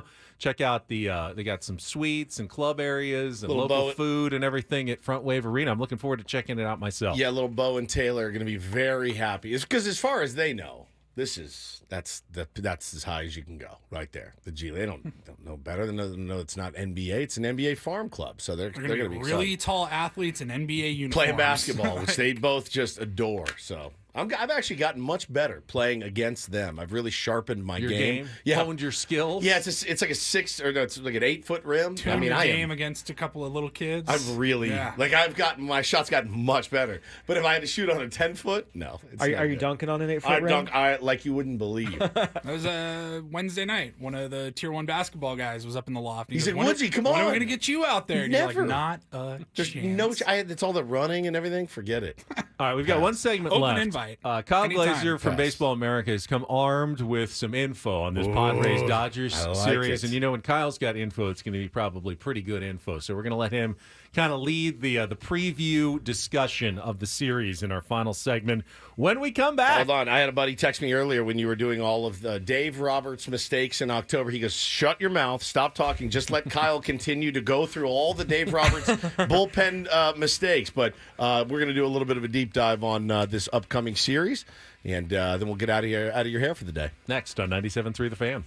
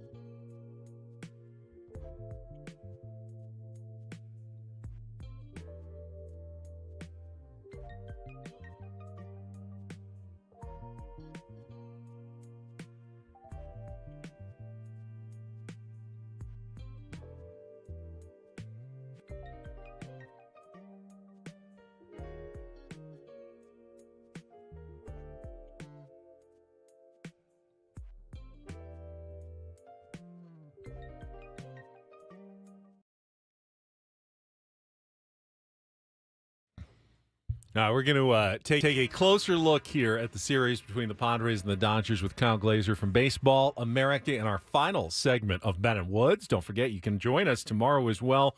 AleSmith, 2:30 to 4:30, a little pre-game before Sammy's pre-game show out there with the specials on the 394 Pale Ale. Game will be on all the screens, audio up as well. It's a great place to watch if you're not going up to Los Angeles to check the game. Well, if you are, very reasonable I prices. was just about to say that. To get into the latrine is only $154 by far. The lowest ticket prices for the playoffs. The most expensive is the Phillies, actually, $417. Padres are number 2. A couple of good baseball talents. $319. Then Mets $293, Royals $256, Tigers $223, Guardians $214, Yankees $177. That's it. And then the Dodgers, the cheapest get-in price, $154 can get you in the cheapest door. average price. Right. Yeah. Say this, for the Yankees and Dodgers, the DS for the fans is like, whatever. Yeah, they're like, whatever. Wake us up whenever it's the NLCS, ALCS, NLCS. Yeah, I think that's what you call a bandwagon fan, right? You got a lot of nosebleed seats at Dodger Stadium, too. Like, literally so high your nose starts bleeding when you're up there, for sure. Yeah. So, again, if you want to head up, cheapest tickets available in Major League Baseball playoffs, the LA Dodgers. Just to reiterate that. All right, Kyle's going to bring some info to us after our last check of traffic here on 97.3 The Fan. From the 97.3 The Fan Traffic Center, here's Kelly Danick. Traffic is sponsored by AleSmith 394 Pale Ale. Few things wrapping up our morning drive. Solo vehicle accident West 54 before Highland. It's in the center divide. Also an accident on the Civic Center on-ramp to eastbound 78 and collision at the 76 at Camino del Rey. AleSmith 394 Pale Ale, the official rally pint of the playoffs. Watch all of San Diego postseason action at the AleSmith Tasting Room in Miramar with game day specials on 394 and more. Root for the home team with other fans while enjoying the game with sound. Don't miss out. I'm Kelly Danick with Ben and Woods, San Diego's #1 sports station, 97.3 The Fan. All right, Kyle, take us through the matchup, some of the numbers that you've kind of dug up here as we get ready for Game 1 tomorrow night. Yeah, absolutely. I think when you look at this series, what stands out, look, if you just break it down position group by position group, the Padres have the better starting rotation. Sure. The Padres have the better bullpen. The Dodgers do have the more high-scoring offense, and there's no question. You look at the top 3 of that order, Otani, Betts, Freeman, yeah, that's the best group. But I would argue the Padres have the deeper lineup. Once you get down to 6 to 9, the Padres have the edge. So the Padres are positioned really well. I think, to me, the matchup that's going to determine this series is the Padres pitching versus the Dodgers lineup. I think you should feel pretty good about the Padres' ability to score against this Dodgers pitching staff. A lot of their starters, aside from Flaherty, are not going to be able to pitch deep in games. Their Dodgers bullpen is probably going to get worn out, and the Padres are going to get lots of looks at them. The Padres should be able to score just fine. The issue is going to be, can they keep this offense down? And recently, the Dodgers offense has been on fire. Keep in mind, the Padres and Dodgers are the 2 teams with the best records after the All-Star break.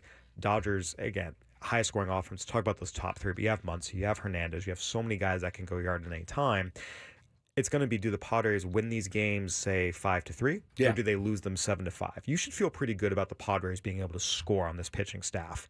It's going to come down simply to, can they keep this very dangerous offense down? Yeah, and it's the thing that we were talking about a lot with the new playoff format is rest versus rust, right? And when you have a bullpen like theirs, you want to make sure they're rested, and they have that advantage. And ours is fairly rested. I mean, we did not, Mike Schilt did a good job at not just tearing through the bullpen because your starters gave you some length. Joe obviously got hurt, but Brian Hoeing's there to bridge that gap to get to Tanner Scott, Robert Suarez, those guys. So they're ready. They're ready and rested. But they have a full, fresh bullpen, a complement.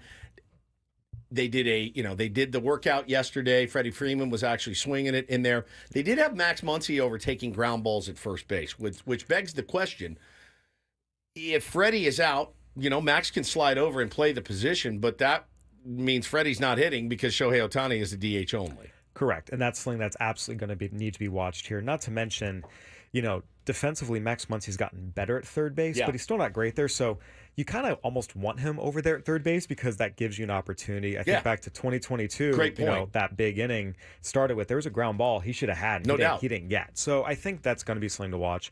As we map this series out, I really think that the key for the Padres is just get a split in LA. Obviously, if you win both, great. But when you map this out, right, in Game 1, Dylan sees first Yoshinobu Yamamoto. Both standout pitchers, both capable of taking over a game. Game 2, again, Flaherty and Darvish, similar talent levels. Where the Padres start getting that huge edge is in Game 3 because they come back to Petco Park. This is not the same Walker Buehler as 2018 World Series Walker Buehler. Since he's come back from the second Tommy John, his velocity is way down. This is not 94 to 97 with a disgusting slider and good enough command Walker Buehler. This is 92 to 95. Nowhere near the same break on the secondary stuff. The command's been iffy, and even when he's been good, it's been 5 innings, 5 hits, 2 runs. 6 innings, 6 hits, 3 runs. There's not this dominant aspect there. You can go King versus Buehler in Game 3 potentially. That's a huge, huge edge for the Padres, and I think it's something where that's where the series starts to turn. And then you get to Game 4. Obviously, the Musgrove injury is concerning. We have to see where he's at. But in theory, you throw Martin Perez there, and you can, mix and match it different ways against what's likely going to be the Dodgers will likely use Landon Knack, but they're going to start bullpenning. Sure. And the thing with that is you're talking about, okay, Yamamoto, we don't know how much he can give them lengthwise. Buehler, we don't know how much he can give them lengthwise. By Game 4, theoretically, their bullpen should be very, very wiped, and they're going to have to use 5-6 pitchers to get through that game. So if the Padres can just split in LA, 1-1, they're going to be in great position to win Game 3, great position to win Game 4, and theoretically, if even it goes to a Game 5 back in LA, by that point, if you're throwing Buehler in Game 3 and having to bullpen/bulk relief your way through Game 4, Game 5, their bullpen's going to be very used again. The off days do mitigate that somewhat. A little bit. I mean, the way you put that, though, is exactly what happened in 2022. Padres split in L.A., lost the first game, won the second game, and then won the 2 games at Petco Park to win the series in 4. And some of that was a big mistake on the Dodgers and deciding to throw Tony Gonsolin instead of Brand Anderson in Game 3 when Gonsolin was coming off of a surgery. He had not been really built up yet. And so what they did was they got him out there. He threw, I think, didn't even get to the 3rd inning, so they had to use their entire bullpen to get through that game. And then Game 4 comes, they pull Anderson too early, bring in a bullpen. He was throwing well. Exactly. He was shutting down the Padres. And this is something the Dodgers do. They tend to pull their stars. After first leaving Clayton Kershaw in too long in the past, they now pull their starters too early. And so you're going to get a bullpen, particularly, again, if they're coming off a game where they've already thrown a lot of innings, they're going to be tired. And again, you're right with the off days, but if you've pitched 4 times in 4 games or 3 times in 4 games, by Game 5, you're still worn out a little bit. I'm thrilled they don't have to face Anderson. Couldn't beat him with the Dodgers, couldn't beat him with the Angels. Yeah. Glad he's not a part of this series. So I looked this up.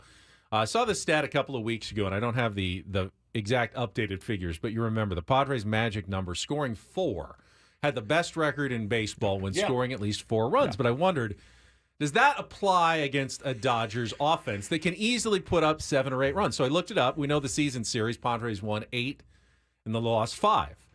When scoring at least 4 runs against the Dodgers, the Padres were 7-0. When they scored 3 or less, they were 1-5. That one was the Luis Arraez walk-off, Michael King, great Friday night game back in May when he had his first game at Petco Park. Otherwise, it is held absolutely true, even against the Dodgers. If the Padres get to 4, it's been their magic number all season long, they win like 85% of the time if they just get to 4 runs. And you're telling me, against the Dodgers pitching staff, Padres should be able to do that this series. They should. Again, games 1 and 2 we'll have to see, but by the time they get to Game 3, they absolutely should be able to. And I think that's where it's going to come down to, that stat is a testament to they have a really, really, really good pitching staff, rotation and bullpen. There's not a lot of weak links here. I talked a little bit about some of their A bullpen guys were ridden kind of hard toward the end of the season, and we saw Scott, Adam Suarez kind of tail off a little bit at the end, but the way they looked in the Atlanta series, I'm not worried about it. Realistically, if the Padres are able to get out to an early lead, they are in good position to hold it. That's the quality of the pitching they have. It's just you can't run out, and it's also very feasible. Cease or anyone goes out and Otani hits a double and Betts hits an RBI single and Freeman hits a homer. Could happen quick. And it's not because of anything they're doing wrong. These are great hitters who, even if you make your pitch, can punish it. Yeah, no doubt. I think Mookie is a huge factor in this because you can. Adam Klug, our boss, is very much in favor with Otani of giving him the Barry Bonds treatment. And the difference in the Barry Bonds treatment with Barry and Shohei is that Shohei, if you give him the Barry Bonds treatment, is standing on second. Almost every time. Yeah. So that's a double immediately. Yeah. So now he's in scoring position. With 2 MVPs behind him. With 2 MVPs behind him, Mookie gets him over. Freddie gets him in. It's 1-0. Now, if one run between you'd be okay. You might consider it. I tend to think if I'm Dylan Cease with the kind of stuff that I have to set the tone, I'm going right after him. I'm going right after him the first AB. I'm not scared of you. I'm going after you. If you beat me, you beat me. I tip my hat and I go get Mookie. If you put him on and Mookie decides to find deep inside the Boston Red Sox Mookie Betts, you're screwed. You're screwed. Well, and the other thing you have to keep in mind here is the Dodgers are having 5 days off. And you talk about the rest of that bullpen, but what we have seen consistently with the wild card series is a lot of the hitters who have had this bye, their timing is off. Those first 2 games. And that's why, again, throwing Dylan Cease, game 1, guy with plenty of stuff. Go out there and go right after these guys because their timing is most likely going to be off. Yeah. Go at them hard, aggressive, fast. Knowing you have a really good bullpen behind you, go out there and let it eat for 5-6 innings. Give us everything you have and let those big guys come in and clean it up. And then you can play matchups later in the game. You can get Tanner Scott against Otani in there. And you've got Morihone. You've got Yuki potentially. We haven't seen the rosters yet. You got Wandy Peralta. You got guys that can get left-handers out. Don't tailor your whole game plan around the greatness that is Shohei Otani. He is great, and he's as locked in or was as locked in as anybody I've literally ever seen play the game. Question for both of you guys, based on what happened in 2022 behind the plate for the Padres when Austin Nola caught every single game of the postseason. Now, I was expecting to see some Elias Diaz. Now Kyle Higashioka is hot, and I don't know that you want to mess with taking him out of the lineup, but you also don't want to get into a situation like Bob Melvin did where you absolutely torch your starting catcher. How do you play it behind the plate if you're Mike Schilt this series with your catching matchups with Higashioka and possibly Diaz? Higgy's your guy. I mean, what he's done offensively, especially these last couple games, what he's done with this pitching staff, he's your guy. I think you let him dictate if he needs a day off. I don't think you go into it, no one goes in and says, I know it's game 5. I need a day off here. But I mean, no one says that. Then you watch him, talk to the trainers. It's not just that conversation. There's more to it. But again, his performance, if you see, hey, he doesn't have his legs under him in his swing. Hey, he's a little slower moving back there. Hey, he's not getting up out of the crouch as quickly. It's so nice to have Diaz, though. And Diaz is not in whatever doghouse Alfaro was in, that none of us were still. By the way, can we give a shout out to Jorge for tweeting the other day after the game? LFGSD. Yeah. I was moved almost to tears. I thought that was so cool. Still loves a lot of those guys in there. But whatever doghouse he was in, he couldn't even get an AB. You're letting Nola swing it. Go San Diego. You're letting Nola swing it in the 7th and 8th inning, and I'm like, what in the world? What did he do? Alfaro at times would leave a lot to be desired defensively. Oh, 100%. And that was the thing. Bob Melvin, being a former catcher, knowing the importance, especially in the postseason, did not want him back there. And Diaz does not, though. And that's the thing. Diaz at times has had some defensive flaws, but there's other times, other years, he's been really good. He's been kind of up and down his career. So, yes, I will say this. There is a lower likelihood of Elias Diaz committing a horrendous passed ball at the worst possible time than there would have been with Jorge Alfaro, or losing strikes for his pitchers repeatedly. Every catcher happens. I mean, Higgy's got the old catcher's interference problem. That's been a bit of an issue, and a lot of that is a reflection of where the game is at. And a lot of it was Waldron earlier in the year as well. True, but lately he's had a couple lately that have just been killers against the Dodgers. And part of it is a lot of teams want their catchers to move up closer so that they can frame pitches better, steal the strike. And the real issue is that lends a lot of injury risk to your catchers. We saw it happen with Wilson Contreras in St. Louis. So I'm on the side of it's not worth it given the catcher's interference and the injury risk, but no one asked me. Do you guys roll same lineup? Like you're just going to roll what you've got right now? Yeah, you just took 2 from Atlanta. You're not going to change anything. I've had people DMing me saying, man, with the way Jackson Merrill is, just who he is and what he's shown already, do you potentially move him to the 3-hole? Somebody was saying the other day, I think it was Chris Ello said, if I'm concerned about anybody in the lineup, it's Profar in the 3 in that particular spot. I think it's pretty deadly if he's barreling like he was. He's a big moment guy too. I'm fine. I don't mess with it. I'm just saying That's a decent thought. Do you ever think about getting David Peralta in against a righty? Because they've been doing Solano against righties now just to have him at first base. I think they think he's a better first baseman than Arise. He is. They don't think he is. He is, for sure. Keep Arise as the DH the entire postseason. Does Arise ever see the field in the postseason? Again, we see in the postseason defensive mistakes especially tend to get magnified. So you really want to limit, especially when you already have Xander Bogaerts at short right now. A Bogaerts at short, Arias at second is not ideal. So I think realistically we'll probably see we'll most likely see him stay DH. Kyle, thank you so much for coming Great in job, and buddy. hanging out with us for a couple of hours. That was fun. What a fun show. Last kiss of the Roach before the Dodgers series. I have my reserve Pass it Roach, around. though, so Yes, you don't do. worry. You can keep kissing it all weekend long. Kyle, would you like to kiss the Roach? It's we don't sanitize it. So. I'm all right. He doesn't have to. He hasn't been kissing it anyway. That's fine. We can kiss it as much as we want. We got Andy and Elston coming up next. We will talk to you tomorrow from Ale Smith at 2:30 and then Monday morning at 6 a.m. right here on San Diego's #1 sports station, home of the Padres, 97.3 The Fan. Have a great Friday, everybody.